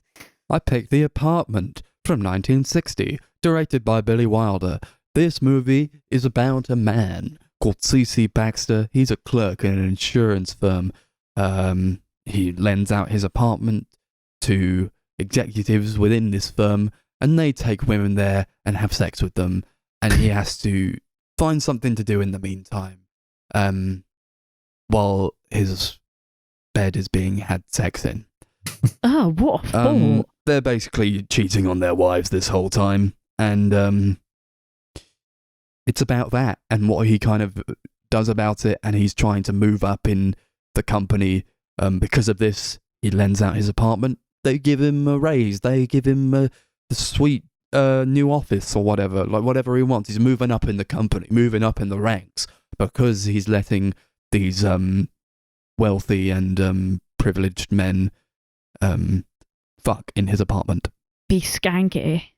It's all about, it's like American Psycho and all that shit, and like how capitalism and the greed that comes with that, and like the working in like insurance companies and like Wall Street and all that bullshit that we talked about, in, like when we talked about American Psycho, and how like none of it is like really real. It feels so like removed from reality, and just like the skeevy things that people will do to move up in the business world. Yeah, I mean, could you actually imagine the idea of not only, I didn't even think about this until Max just mentioned it, but like not only the idea that you now no longer have a home for like hours and hours on end, or maybe even days, but you now also have to go back to a bed that probably just stinks of sex. Mm-hmm. Yeah. Absolutely rotten. And the thing is, I actually feel quite I know I shouldn't really, because I feel like I'm not supposed to entirely like him because he does these things and he lets people do bad things and get away with it, and you know what I mean, like that kind of thing. But I do kind of feel bad for him. He's just doing what he has to do to survive, really. What he thinks he has to do. Yeah. Am I taking it right? Did anyone else feel bad for him, or did I just? Or have I taken it in a completely different direction? I don't know. I'm in a bit. It's I'm in two interesting. minds, I must Yeah. say. I think what I found the most interesting about this movie is just how ahead of its time it was. This is basically like a Me Too movie. Oh, yeah, It you came can out in watch it now, 1960. Yeah. Like, it's a movie about people like abusing their power to like get with women, abusing their power to like just like Get away with stuff. get bigger and bigger. To they're like all sleeping around, all like having affairs with their wives because they can, because they've got the money and like power to do that. It's just like it's a really weird, like it's just really weird. This came out when it did. It's really gross. Like, it's genuinely one of the, like, I've seen a lot of these kind of where people, like all their like mates or stuff, like in movies and stuff, or in TV shows, where like, oh man, you're still seeing that Stacy, when you ever going to tell Miranda, and stuff like that, and you just kind of go, oh, okay, whatever, fine.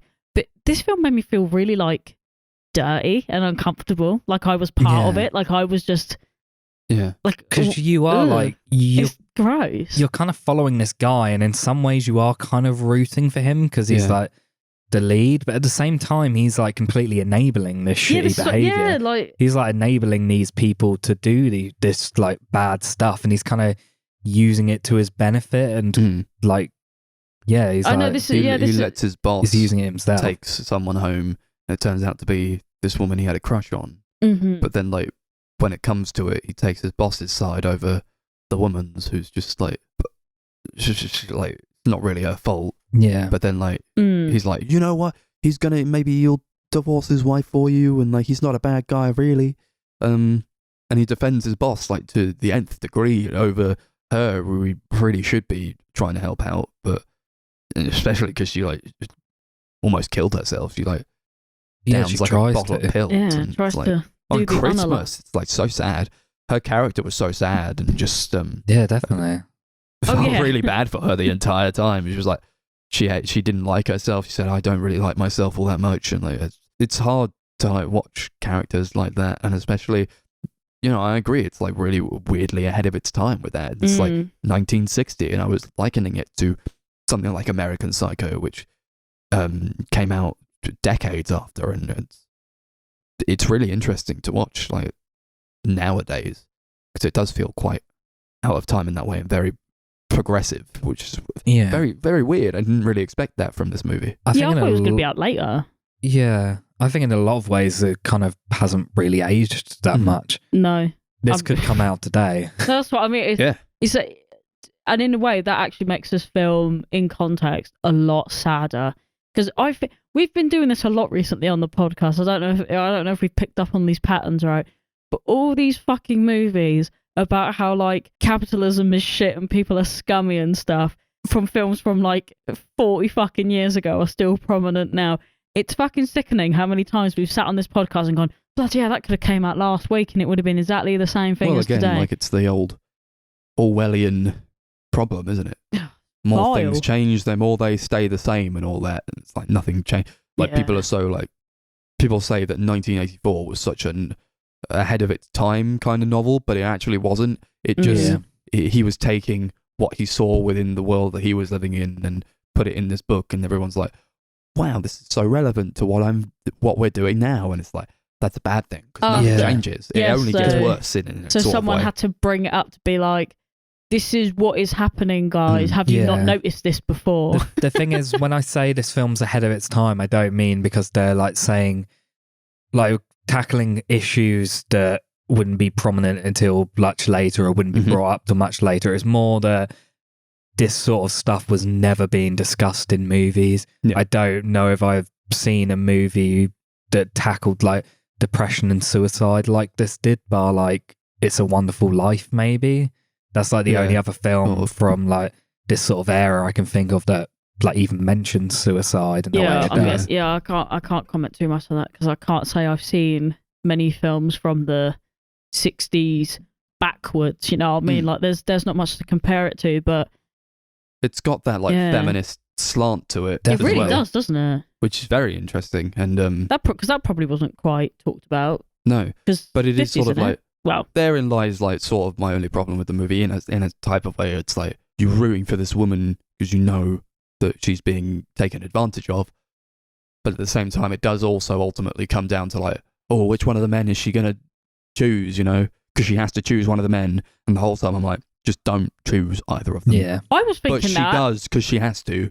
Because it was a movie that came out in 1960, and you can't have a movie that came out in 1960. Like it's almost too progressive. Like they can't. Yeah, they can't. That would be astonishing if they did that. If she just decided, no, I'm walking out, and I go my own way.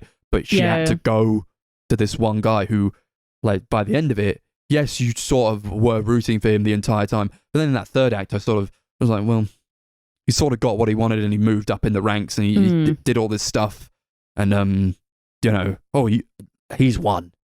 But they were also playing with the fact that like he hasn't really won. Because he's just like, he's gone up in the ranks, but he's still in like the same building. It's like, oh, brilliant, you moved up a couple floors. Well done. Then at that point, I was like, he hasn't won. But then he quit. And I was like, so he beat the system. He sort of won. He's like, I'm out. I had my out. But then like she went to him. I was like, well, I don't know if they made it now, I don't think that would have happened. I think she wouldn't have gone with either of them. No, probably not. But because it's a movie from 1960, I suppose they have to take it as a movie from that era. Yeah, it was asking too much, wasn't it? It was almost asking too much to be like, fulfill these wishes for me, but it's still like, ultimately, I think it does a lot with what it's trying to say. I was kind of hoping that she was going to do that because I thought, could you imagine like someone treating you that bad? I mean, I'm not talking about, I'm talking about the boss, CEO guy, whatever. But, like, I know she went like out with him and was like, oh yeah, we're gonna make a proper go of it. And I thought, why the fuck would you do that? Why would you do that? And then she just goes, oh, do you know what? I'm just gonna get with the other guy who was also a bit fucking weird.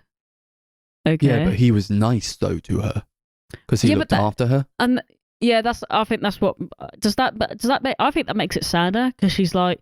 She still hasn't seen any of her own self-worth, so she just goes to the first guy that was nice to her. Yeah, she never learns. Well, that hurt me to say out loud. That is interesting because she never learns to like value herself. No. Yeah, of course not, because she's just going back to familiarity. Yeah, value from other people, like from a man who sort of looked after her for a day. Exactly. Oh my god! Oh my god! Oh no! Microphone slippage. Oh, it really hurt my hand. I'm gonna have bruises and stuff. Are you okay? No, don't worry. Don't worry. Don't you pause it. Don't you pause it. I'll fix it. Yeah, just fix it while we talk about things. I do it for you, of course, the viewer.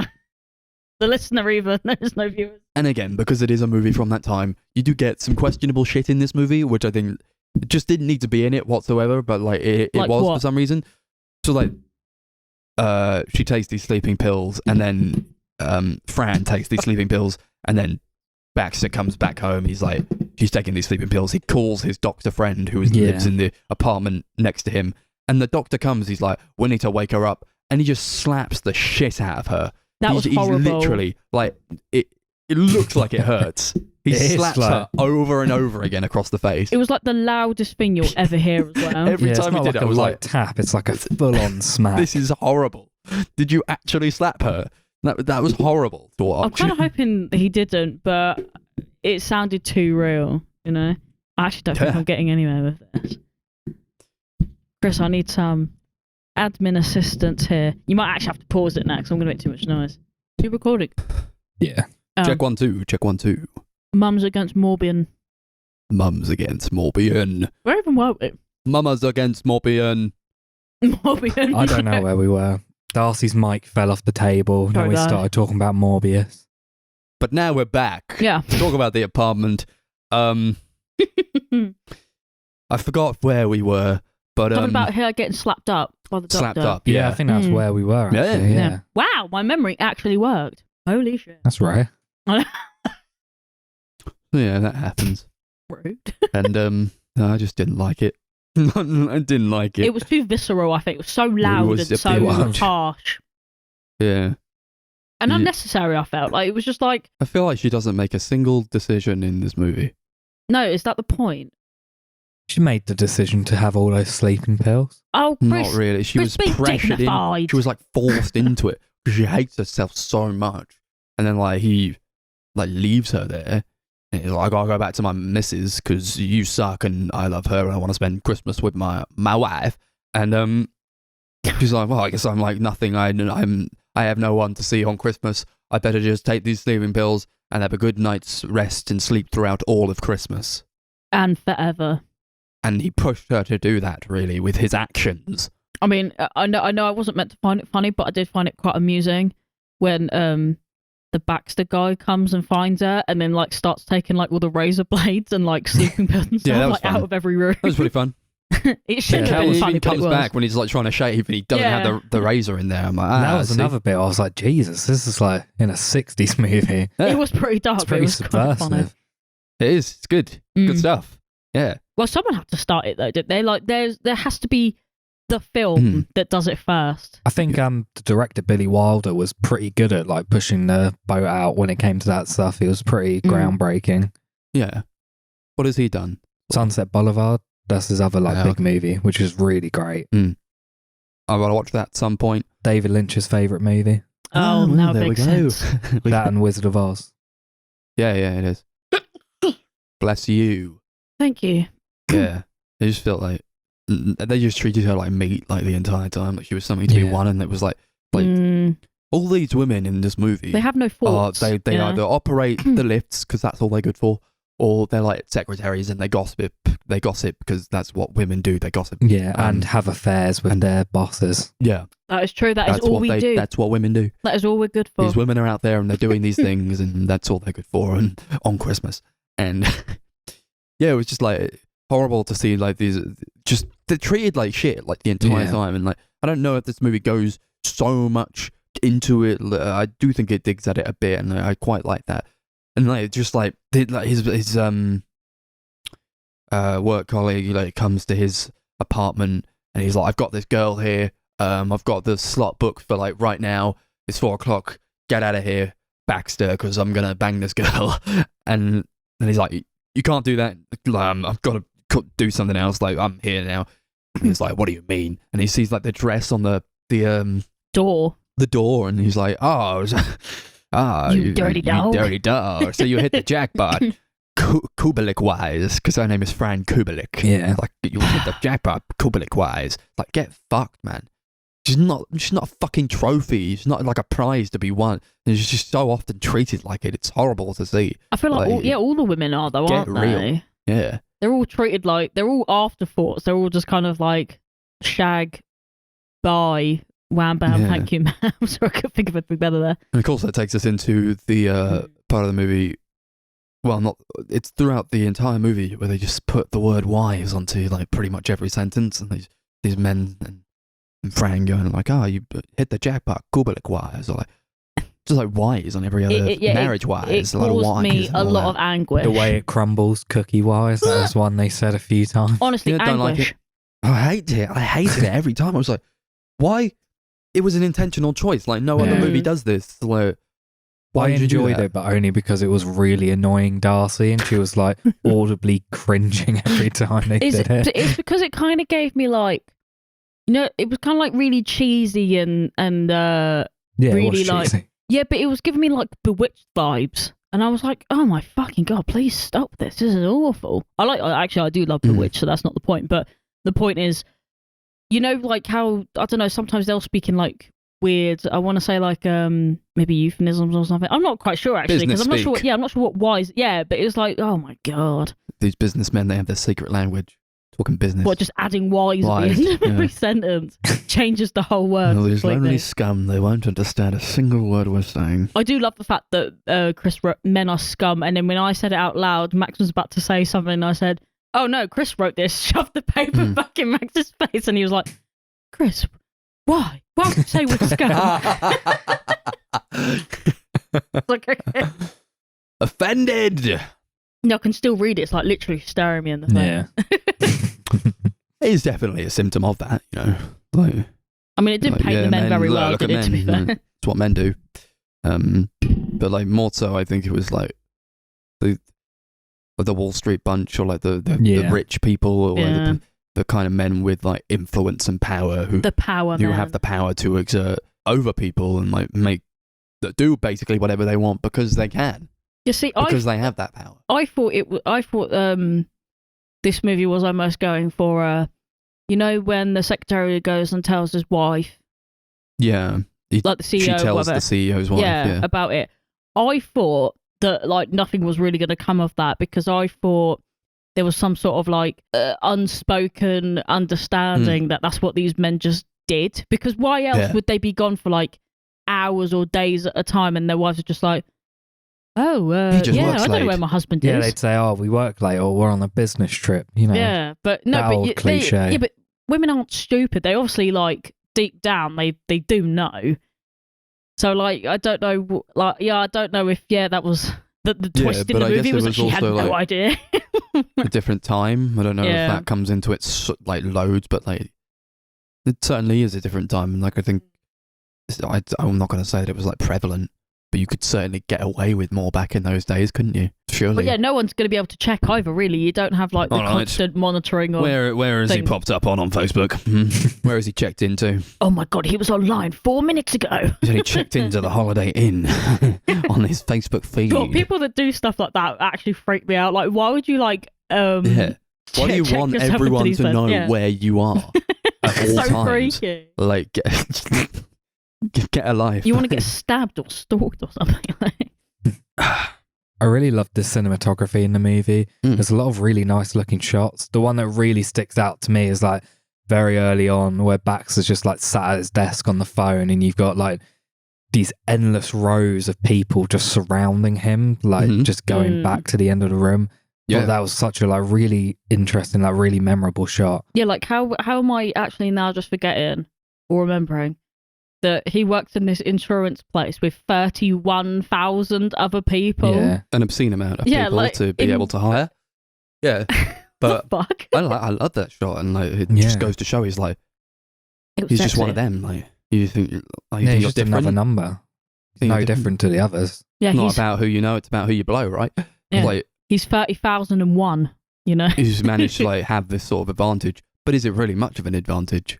He's always going to be at the bottom in a sense, in a sort of way. Nobody's going to promote him above themselves. Yeah, true. Like he's always going to be. When he moves up to another floor, the person who promoted him to that top floor where they're at goes up to another floor. It's this constant battle of like getting up, power dynamics and shifting dynamics. Yeah, even when like something simple, like when he tries to go after that girl, he's like gets shot down. Yeah. Just something like simple like that kind of shows that he's never like, he doesn't really have a lot of power, and he never will, regardless of where he is in the company.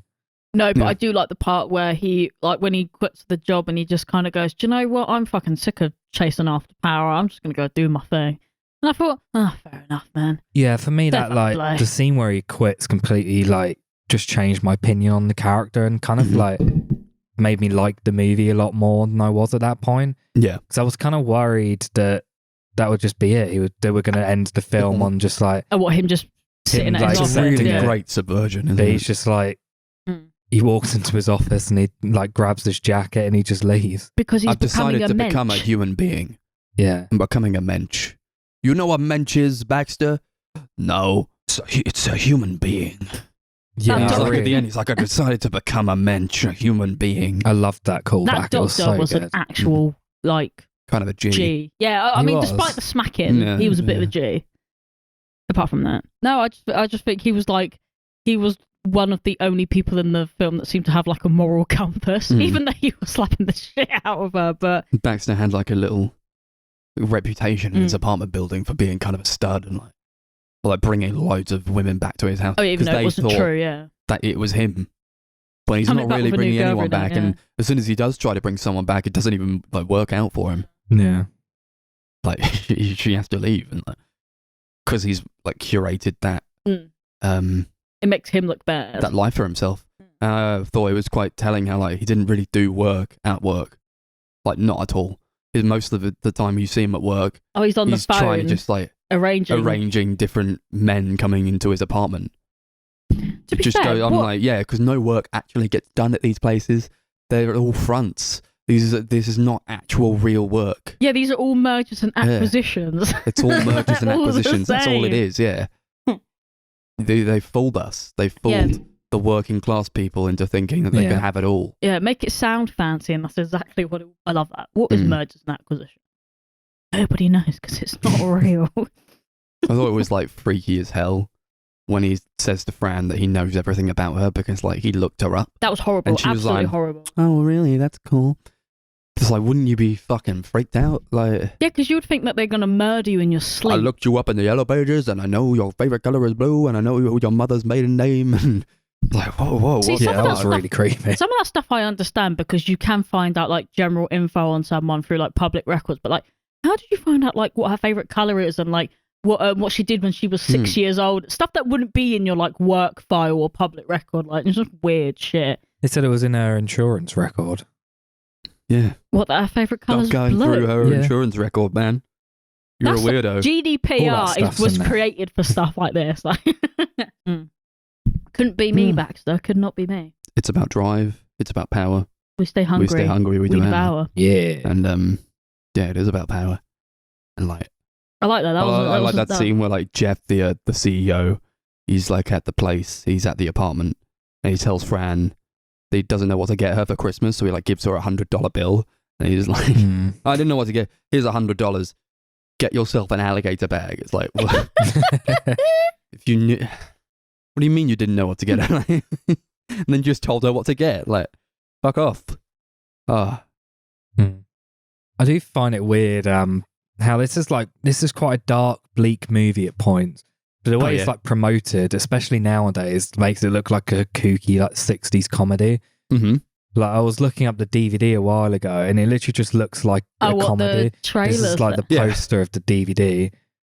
Yeah, I saw that. It was I'll try and put it on screen if I remember. Yeah, what are we in for? You would literally not buy that You look at thinking, it and God, you this think, is going to be. that's gonna That be looks like like a a rom-com kind of. wholesome, like rom-com, like a love triangle sort of thing. But no, it's actually a horrible little tale about twisted masculinity and power struggles Yes, it's quite and the bleak, oppression of actually. women. Yeah. and just horrible stuff. Yeah. Yeah. And even the ending wasn't satisfying. Like, because she goes and chooses the guy, and then she goes to this flat and they're playing like gin rummy or whatever. And it's like, you're supposed to be going, oh, that's nice. They're together now. That's nice. But I just thought, fuck's sake, Bran. What the fuck, Bran? I was just like, why? It makes sense though. Like if you're putting into context what I said earlier about the fact she didn't learn, she didn't realise that she didn't have to kill herself for no man. Yeah, I get it's She not just like didn't do it. she's not the protagonist. She's not the central protagonist. Yeah. That is true. She's not. So Sorry. in a way, you could say we don't need her to have that much of an arc, but it would have made the movie better for me, I think, to have her go through something that was like she actually changed her mindset about herself and learn to appreciate who she is. Like when she was running through the snow, I was like, yeah, go, just run, just keep running, just keep going. And then she runs to the No, fucking not fire. over there. Not over there. Don't go to the apartment. I wanted to run further. I wanted the title card to just come up like the end when she's running through the snow, because that would have been satisfying. Yes! That would have been an Avengers type moment. Yeah. Damn, now you said that. In my version, I'm going to cut it. That would have been awesome. Yeah. That would have been so cool.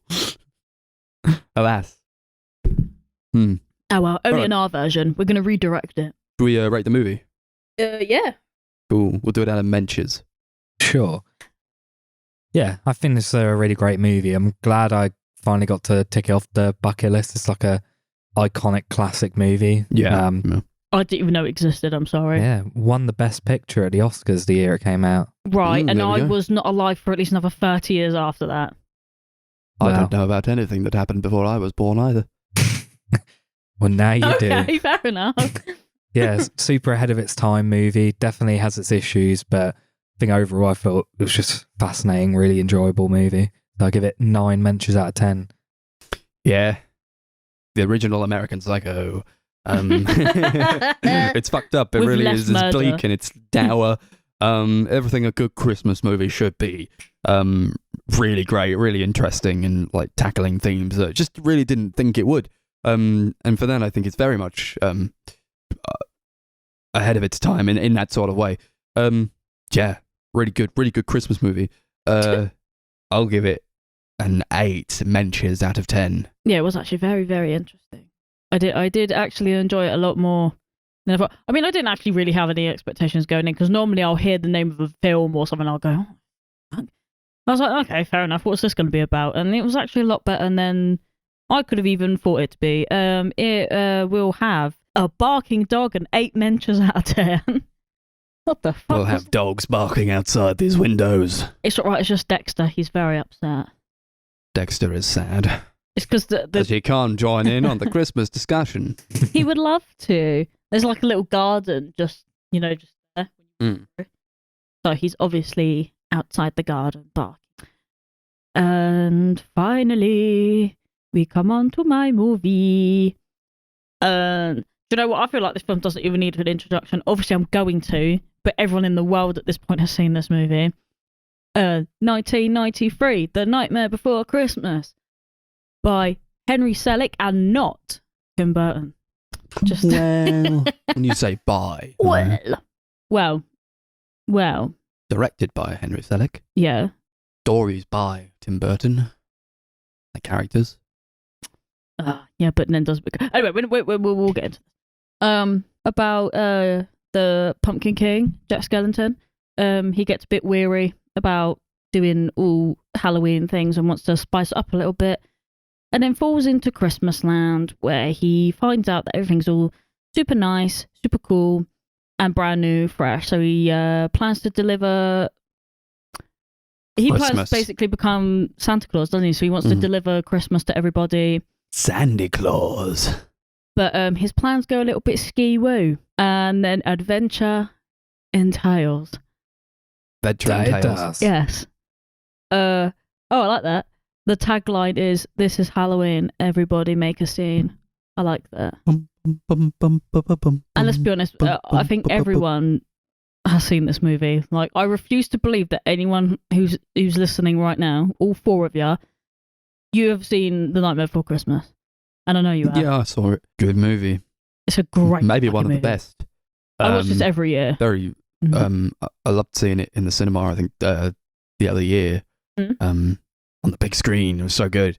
I've grown an appreciation of it over time because it's not one that I really grew up with. It's sort of one that I had to like accrue a sort of appreciation for in my 20s. But I like that. You know, it's Henry Selick is one of my favorite directors. I think he doesn't get enough credit where credit is due. He's made some fantastic movies, and this is one of them. I think people really equate this much more with Tim Burton because it's sort of like his sort of style, you know, it definitely is. But, you know, he's making the magic happen. And I think if more people understood what Henry Selick brought to the movie, that he might have perhaps made more movies, or like he would have gotten more work in the future. Yeah, Tim Burton pretty much just did the story, some of the designs, and voiced the dog. Mm-hmm. Yeah, I'll be honest, like, up until, do you know what? I've seen this movie, right? So when I tell you, I've watched this film every single year for the past fuck knows how many years, because me, my mum, my sister, my dad, like, we literally watch it every single year without fail. Yeah. Could I have told you that this man directed that movie? No. If you had said, oh, did Tim Burton direct it? I've probably gone, probably, yeah. Because I'm just not that kind of person. I just would have never looked it up. And I actually think that's actually a crime. This film's amazing. And imagine, like, being the director of a movie and, like, no one knows you directed the movie. Not obviously no one, but, like, a lot of people are going to be like me and they're just not going to look it up. I don't know. I feel like that's actually a little bit sad. I don't think he cares that no one really knows he directs it. I think he's upset because Tim Burton gets more credit than he deserves for the movie. Yeah, but that's what that's part of the problem, isn't it, though? Because I am automatically assuming that he was the driving force behind the movie, if that makes sense. In some ways he was, but in other ways not really. Mm-hmm. I mean, I guess it depends on when it comes to a stop motion or animated movie, in what is directing it the same, or is it Same as what? different? Like As a live directing action, do you mean? Yeah, like directing a Well, it's clearly not the same, is it? No, I'm trying to think of how to word this. Like, is it a harder task? Does it take more Yeah, it's skill? definitely a Like, harder task. I'm just wondering how it all. Well, you got more how it all people works. to like kind of drive, you know, you got every like person who's doing all the animation, you've got the people doing the voices. Mm-hmm. You know, So there's a lot more work see, to it. because I think. I've never really truly understood what it is a director does, other than they just tell You're people only what saying to this do. now? Right? No. I'm saying this as like someone who, like, I know how people direct normal movies, but like, yeah, when it comes to animated and like that kind of film, like, do they then tell people how to move a doll in a certain way? Or Kind of, yeah. yeah, like They are like the it boss. sounds like there's more stuff to do. Yeah, definitely. I think they're just like there to oversee things. It's like, here's what we need to do, and like do it. You hire professionals to do their craft. You know, you hire animators because they know how to animate things. The director's there to be like, to be animated like this. What if we did it like this? And just like toss ideas and his like storyboards, and like they're overseeing. I watched the behind the scenes of his movie Coraline, and he's just Great there film. like at every part of it. Yeah. You know, just like he's in the booth with the actors going, what if we did it like this, or like this? And you know, everybody brings what they bring to it. It's not like the director is like the sole person who does everything, but they're definitely the ones pulling the strings, you know, and putting Yeah. putting I people like in, that. I in like the, what you said in the there. direction that they need to go. Yes, it's a very difficult task. I think that's why a lot of stop motion movies and a lot of animated movies, to be fair, will have multiple directors on it. Yeah. 'Cause it is very, very difficult to do. Maybe it needs it. Like, I think maybe it's just something that, as someone who self-proclaims themselves not to, admittedly be like a massive, is cinephile the word that I can use here? Mhm. Yes. Yeah. I don't really think too deeply into this kind of thing, and therefore I don't really know anything about it. And I'll be honest, there will be plenty of people out there who may or may not listen to this who will be exactly the same position, because they won't look it up, they won't care, they don't know anything either. And sometimes it's good to learn about that kind of thing, because you just don't know how much stuff goes into how much hard work is. It's only 76 minutes long, but you can tell a lot of love is in here. Yeah. Like a fucking lot. Well, I think it's hard to make stop motion just generally. So like to make a long stop motion movie, like Guillermo del Toro's Pinocchio is like an hour and 40, 50 minutes, and that's like whoa, fucking hell. So much going on there, and but with this it's hour and 10-ish sort of minutes, and like even that, like if they were operating at 24 frames per second, there's that, but there's also everything else that goes into it, and for it to have turned out so well, I think it's an absolute testament to everyone who worked on it, and not just the director. Although I do think Henry Selick is the guy. I don't think it would have worked without him, really. If Tim Burton had directed it, he's not a bad director, but a long shot. Like he's very good, but I don't think it would have turned out in exactly the same way. And especially when I compare it to something like Coraline, Henry Selick's one of his more recent movies, or like James and the Giant Peach, which he directed, and also I forget the name of it, like Wendell and Wild or something. Yeah, his new one. Yeah. You see, he cares so much. He knows how to do these things, and it's a testament to like his own craft. Like he really cares, and it works so well because of it, and it's so ubiquitous in culture because of him. Like and because also you got all these character designs. So you got the people who are actually animating it, making them do these things. It is everyone's movie that worked on it as well. Danny Elfman obviously doing all the music and the fucking if you're gonna attribute like talent and fucking praise to people, it's like you got to give it to everyone, because everybody makes this movie work. And it's all bits and pieces. It's almost like a I don't want to say passion project. I don't really like those terms, but at the same time it kind of is though, isn't it, really? Because it's a bit of everybody's love and craft in there, I suppose. That everyone it. who's like involved with this movie is like at the top of their game. Yeah, like I once again couldn't fucking tell you anybody that's in this movie, but that doesn't matter because they made something that is iconic. Like you can't go anywhere without seeing some sort of. I mean, obviously there's a time and a place for The Nightmare Before Christmas, Halloween and/or Christmas, but you can't go anywhere without seeing it. Yeah, like anywhere. That's what makes it work as a movie. It's like it works apart from the people who are in it. Yeah. It's its own thing. It's when its you own think thing, of this movie, you think about the characters. You don't think about the actors who are playing the characters. Like maybe you would in like a more modern movie, or like an Elf or a Mark Wahlberg movie or whatever like that. You've like got a good point there. But it's just like these are the characters. You're watching the characters do it. You're not watching Danny Elfman voice Jack Skellington, as much as he does a fantastic fucking job. Well, he technically doesn't voice him either. Oh, unless we're sick, well, yeah. I mean, he does like the the singing and all that. I get what you mean, yeah. Just amazingly. And, it's like just off the charts, fucking musicality wise. It's like, fuck every me. song slaps. The rhythm How's of that it, like the possible? fucking rhythm and the delivery of the vocals, and even just like the speaking and how they all go. They got like a guy who's voicing Jack Skellington, and they also got another guy, Danny Elfman, who's doing the singing. And it's like the way they're able to blend that. They sound like one person. From like speaking voice to singing voice, which should be quite a noticeable transition, but it's not. It just like slides into it. It's amazing what they're able to do with it. Like, what makes that even better for someone like me is that I was fucking mind blown by that yesterday, because I didn't even realise there were two different people. I've watched it year after year and had no idea, and I kind of hope that I don't know if someone like my sister or something stumbles upon this. I hope she didn't know it either, because I want to go blow some minds.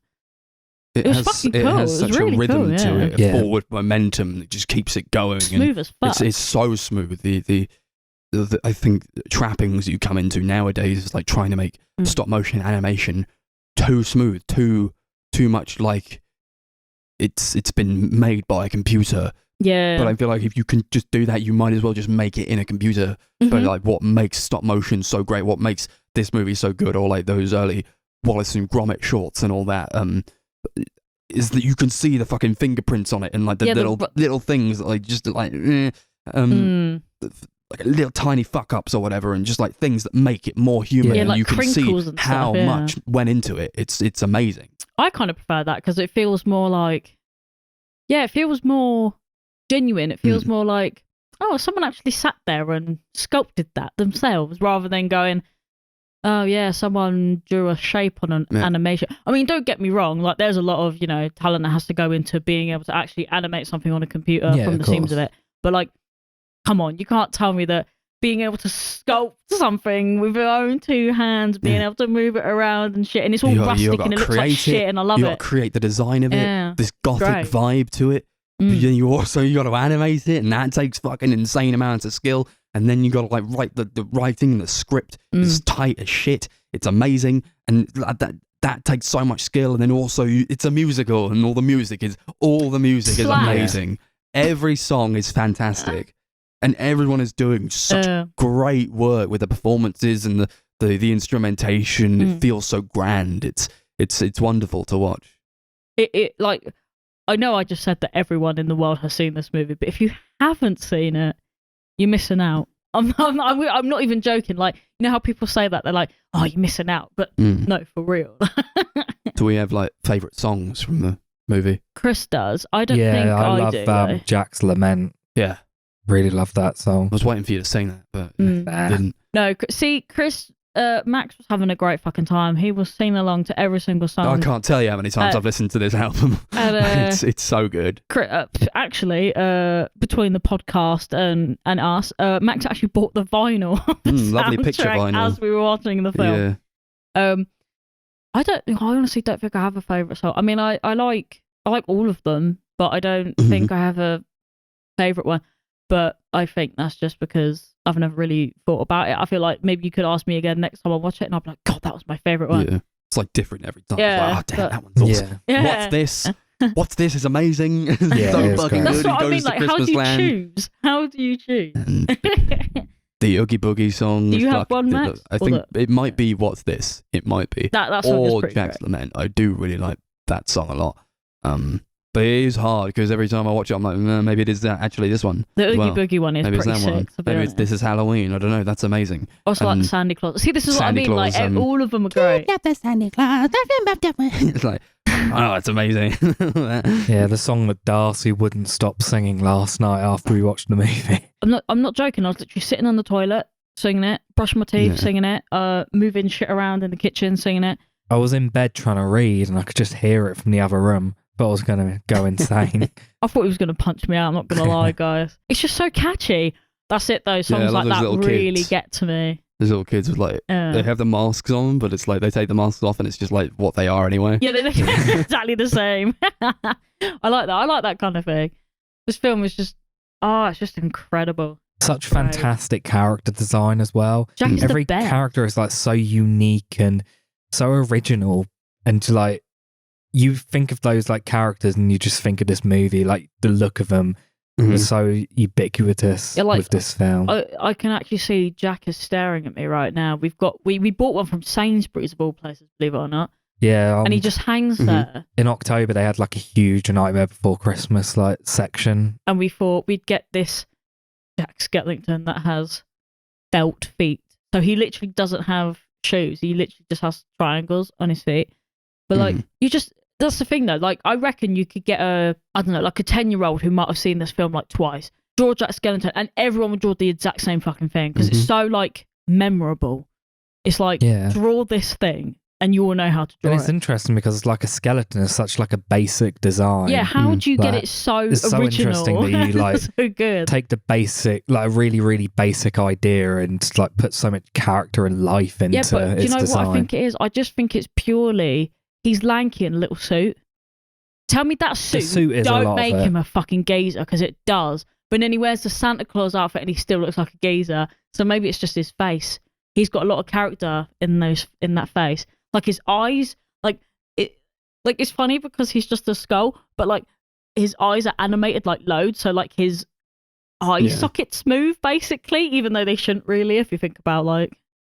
And I love him as a character as well. He's like this guy who wants to make Christmas so much. Yeah, he's like, he's so we're gonna do it. ambitious. We're gonna make Christmas, but everything he does is wrong. He's kind of an idiot. He's kind of a fool to think he can do all these things, but he's just imbuing Christmas with what he knows with Halloween. He's a dreamer, isn't he? Yeah, he's a dreamer. He's going up. He's being Santa Claus. And like, they're shooting him out of the sky, and he's just like, they love me. They're celebrating. But then, like, I guess it just goes to show that he is pretty sheltered, isn't he? Because all he knows is how Christmas is in Halloween terms, rather than like, you know what I mean? Like when he goes down and gives the presents, and they're all like dolls that like eat your face and stuff, and he's like, wow, presents, and everyone's like, no. I really love that scene when he's like trying to make like Christmas decorations and stuff, and every single one he does just like ends up like creepy. Oh yeah, like the little duck, and it has bullet holes. Yeah, and like when he like tries to cut a snowflake, and he like opens it up, and it's just like a spider. Yeah. Oh, I like that though. I think it was quite fit into the I guess total ignorance of that holiday, because he doesn't really know any better, does he? Yeah. This is just there's a lot of like surprisingly dark imagery for like a family movie, especially like when he's delivering the presents later on. Or like the fucking shrunken heads. Yeah, and there's like the bit where he like first lands on someone's house and he knocks one of the angels from the roof off, and it like basically hangs itself around its neck through the Christmas lights. I literally didn't even see. I actually didn't even bother that at all. You're the character of Sally, who like she loves Jack. She's basically being abused by her creator. She like chucks herself out the window. She's like they're like, she's dead. She has killed herself. She's like in pieces on the floor. She just like picks herself up and stitches herself back together. And she's got like leaves in her. It's so creative. It's just like it's pretty cool. you could have just like had nothing in her, but they were like, just pack her with leaves. It's awesome. It's so cool. Like when like the Oogie Boogie gets his bag taken on, he's just bugs. My bugs. Yeah. my bags. That was crazy. I actually really like. I actually think he's quite a cool little character, to be fair. Yeah, I like how he's like his whole place. He was like in a basement. He's like he's a UV bit. Yeah, he's a UV geezer, isn't he? Yeah. Like that place would be a place, wouldn't it? You know, there would be a place. Yeah, a place for all these ladies.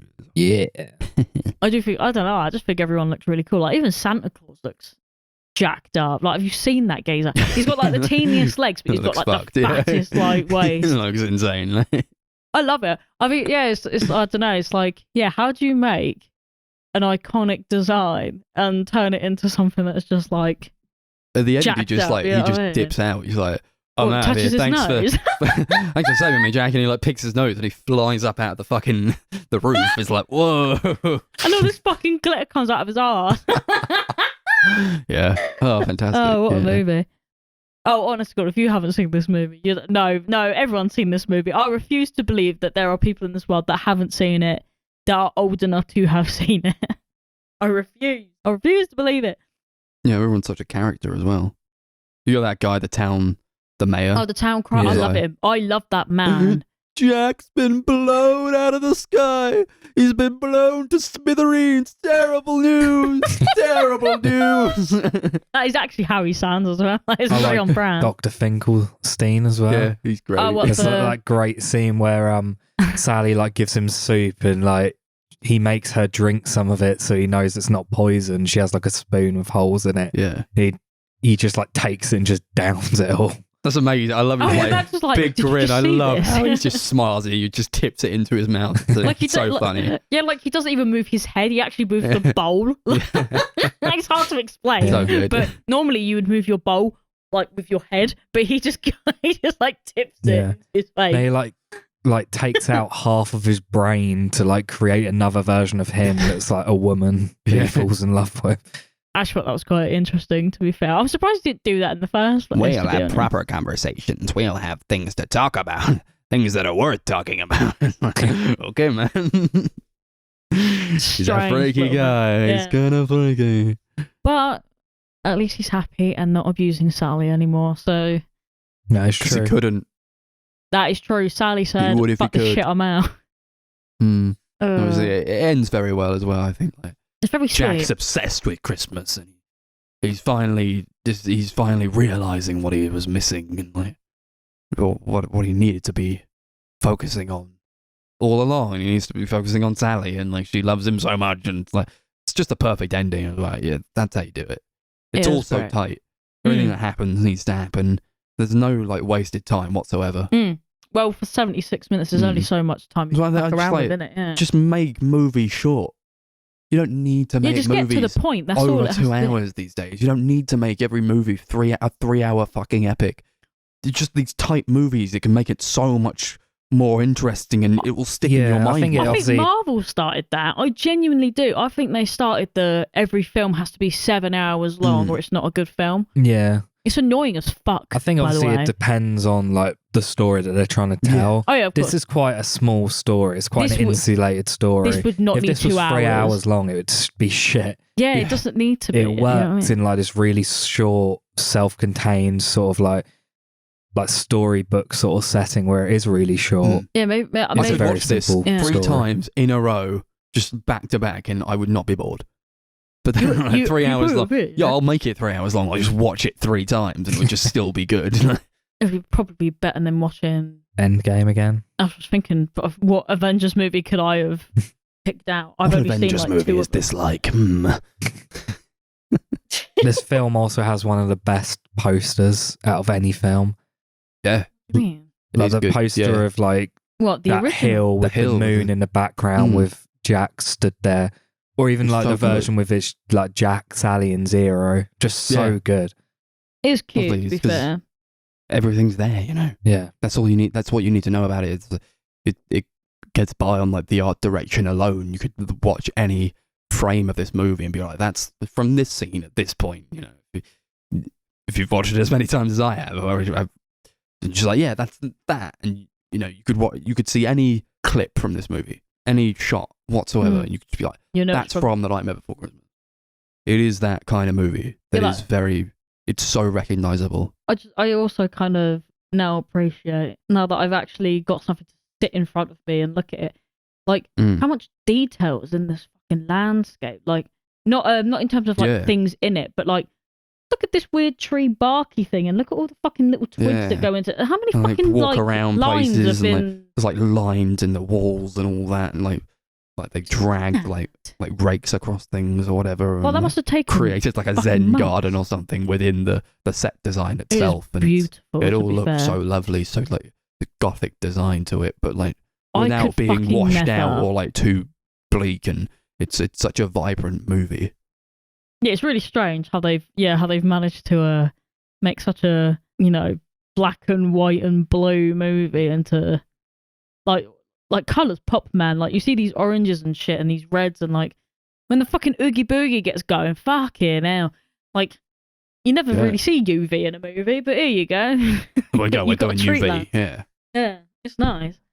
Yeah, this film's just nice. I think I appreciate it more because I, as an art child, I could never for the life of me be able to sculpt anything like even I know, like I don't know if a lot of this is like not clay. What's that kind of?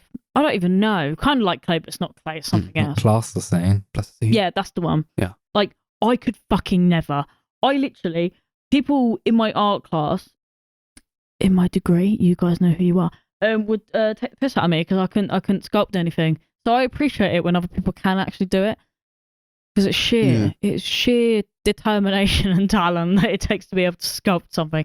And then imagine painstakingly having to move it like inch by inch just so it looks like it's smooth. Yeah. You guys have my absolute like. Well, you got to praises. watch like behind the scenes footage of these Yeah. kinds of movies just to know. I watched See the the pain. behind the scenes footage of like Coraline being made, and it's like, oh fuck me, there's is just so much to it, you know. Yeah. Because like you could watch it and be like, oh, that was a cool movie. But I don't think anyone actually truly realizes how much fucking goes into a movie like that. Oh god. Tiring Yeah. just thinking about it, to be fair. It is. Like, it must be so exhausting. Yeah. Like, I would never do it. I'd never try it. Isn't it supposedly, according to the Wallace and Gromit movies, this could be different or wrong now, but it takes 3 days to make 3 seconds worth of probably. animation, roughly. Sounds about right. It could be a bit longer than 3 seconds, but I'm pretty sure it's 3 to 30 seconds. Mm. Still, it's a lot of fucking time, isn't it, really? I guess it depends. This is also the 90s, how many right? people you got working on it. And it was like the 90s, early 90s. I think they can do a lot more with it nowadays in terms of like CG and all that, which I don't think was super perfected like right at that time. It was like they had to do things in a different way. Like I watched like a clip of Guillermo del Toro's Pinocchio being done, and it's like they are using like green screen. And, I saw that same one. I think different like green screen like to hold people in place, but I don't know if you could really do that to that degree back in the 90s. Which almost makes it like more commendable in a that's type exactly of way. It, yeah. Because like, you know, a character model falls over, somebody knocks it over. Yeah, you're fucked. You've got to do it again. Yeah. Like taking another month off to like do something else. It's like, oh fuck. Yeah, because what happens if one of them breaks? Because like, is it I mean, I know I haven't actually seen really any behind the scenes stuff, but like supposedly they made expressions for every single one of Jack's heads, and then they had to swap it over whenever they were like, I can imagine that being like halfway through a song or something. Then every time you made a face, you would have to stop it and then put these fucking heads on it. Like how does that work? I love watching the behind the scenes footage of how they made Coraline. It's just like there's like a table with like 100 of Coraline's arms. It's like, oh, fucking Jesus Christ, man. It's just so much. Not even just like the character herself. It's just like, her arm. This one's her arm when she's doing this with her arm. This one's her arm when she's doing that with her arm. It's like, oh, fuck, man. Oh, my God, could you imagine being like, right, go grab arm C318. Yeah. You Like, have to go find the arm. In the refrigerated rooms that don't melt. It just makes it so much more like amazing. Like it was already amazing, and now it's like it takes time. Takes time. Yeah. Reminds me of that episode of Parks and Rec where Ben gets fired from his job, so makes a stop motion movie. Scan in the place. Takes him weeks to do, and it's 2 seconds long. It just has that intro of this REM song. He has a breakdown. Oh my God, it's so good. That shows what goes into it. Like, sweating. Oh my God. Because you almost couldn't think about it. Like when you're watching a movie like this, it's like, if you're just watching it from like a lens of like, this is a movie. That's the thing you don't know. That's a good movie. Like, I'll be the first one to admit that I literally never, I probably should though, but I literally never think about it. And the only time I ever really think about it is when I'm watching an animation that involves, the old, I'll just go for like a Beauty and the Beast sort of thing. Like the old cartoons that did like the whole like storyboarding and like the whole flick book and all this kind of other shit. That's the only ever time I think about it. If it's a stop motion or if it's a live directed movie, I will not think about it. I don't think I thought about it until I did like a stop motion like class in college. Yeah. We had to make stop motion. I did that same one. I got offered to do one like in your first year of uni. You can like it's painstaking. Do like a certain amount of, but you could choose to do it through like plasticine or like go on like Adobe Fireworks or whatever and just make a short animation. Everyone went to fucking Fireworks. No one was making fucking shit out of plasticine and making no movies. No one was doing that. So we had to. It's quite amazing, to be fair. I hated it. What did you make? Did you make anything? I botched it. Interesting. Oh no, it doesn't have to be good. Because I'm the kind of what guy who would do of? things right at the last minute. So it's just like absolute shit. I like cut things out of paper, like whatever. Oh, actually, I did that for we had to do like an ident for a TV channel. Yeah. Oh, what, like a title card type thing? Yeah. I did one for Kerrang where a bunch of CDs like came off a shelf and then went into a TV. That's pretty cool, to be fair. I mean, the only one that I ever remember doing, we had like this workshop with this guy who'd come in, and we had to do like old school kind of what Max was talking about, like cutting paper and then like doing photos of every single thing, and then I'm clipping it onto this app so it became like a video. Holy shit. Holy shit. If I knew what I knew now, I would not have turned up to the fucking Yeah, I'd workshop. never do it again. It was too much work. And the thing, for me, it wasn't even the fact that it was too much work. It's like, obviously, you know, people like myself, I struggled to do things for a really fucking long time. So I was like, oh my God, I've got to move this fucking little thing, and then I've got to move this fucking little thing. It was like 4 hours of just moving shit back and forth. Yeah, I get really frustrated when things like that take too long. Oh, So I get impatient. long, I'm like, I innit? want this over now. Well, you got to really fucking want to do it. Yeah, that's it. the thing. That's exactly it. To make stop motion, you have to really want to do it. Oh, I think you do as well, which is why it's, once again, even more amazing that something like this can be made. Yeah. Because there was a whole bunch of people that wanted it made. Obviously, not every stop motion movie is good, but I still have a lot of respect. You said that for about people who any make it. movie, though, really, isn't it? Yeah. Like any medium of art, really. You get shit ones. Just the commitment is enough for me to be like, yeah, fair enough, mate. Yeah, to be fair, Well yeah. done. If you wanted to make that and you did it, fair fucking play to you, because it would never be me. Well, not never, but realistically, Unless it is like a Parks and Rec type deal, where it's like 2 seconds, just like a guy going like 2 steps, and like, okay. to be fair though, But he was depressed. Like, he had depression in that episode. Yeah. He was dying. like I bet the payoff though was always felt quite good. Did you guys not feel the payoff of making your own little No, 'cause animated I thing? didn't really, I did. I didn't really do did. it. Oh, I didn't felt really it. try. It took me like a day to make it, and I hated it. Yeah, same. Oh, I felt Same. such pride in mine, but maybe that's because as a art kid, Yeah. it gave me the massive serotonin boost. It was like, Yeah. ooh. And I mean, back then I wasn't as into it as I am now. Like, Oh, that's fair. I didn't appreciate it as much as I do now. That's fair enough. Sometimes it's a learned thing, though, isn't it? Yeah, I think I watched my thing back, and I was like, that was fucking awful. I can't believe I've done this. But like, it took me so long to do, and I was like, I'm not going to start again on something. I'm just submitting this. No, but to be fair, like, for the most part, I know obviously you get people who are like instantly amazing at something and do like their the first thing they do is like the most famous thing they do. But like, for the most part, you're going to make something that's going to be shit. Let's be honest. The first thing you do is normally shite. First thing you do is normally shite. The 10th thing you do is normally shite. You just got to keep doing it. Yeah, it's like... You just got to keep doing it so it's less shite every time. Yeah, it's until like... you get to something that's kind of all right. It's like in Tick Tick Boom or whatever. You just got to keep making shit until you get something that's gold. Yeah, So, like Tarantino, who just made keep a doing whole it. movie and scrapped it because he thought it sucked.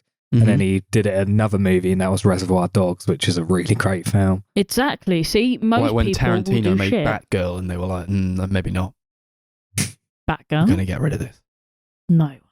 Yeah, they made like an entire movie, Batgirl. And they were like, Tarantino didn't, but like, DC Oh, did. was Like, somewhere. Oh, okay. He right. was Well, he was around probably. You know. Rug. Fuck this, and then they just scrapped it.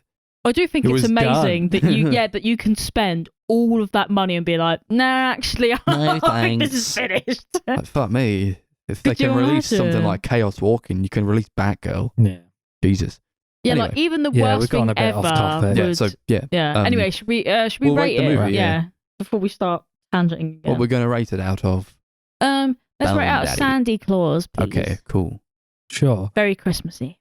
Yeah, this is a really, really wonderful movie. It is one I watch every single Christmas and have done pretty much my whole life. It's like a Christmas tradition in our household, and it really holds up. Really, just like a testament Christmas tradition to, in your household that you've been in for a few months. Yeah.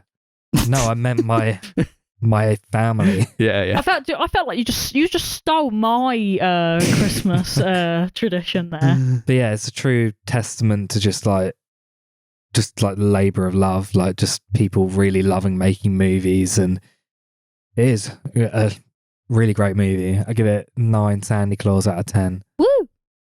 That's too low. I agree with that. I also agree with that. I would have given it a 10, but Darcy wrote a note that said Chris smells like donkey ass sweat, and it upset me.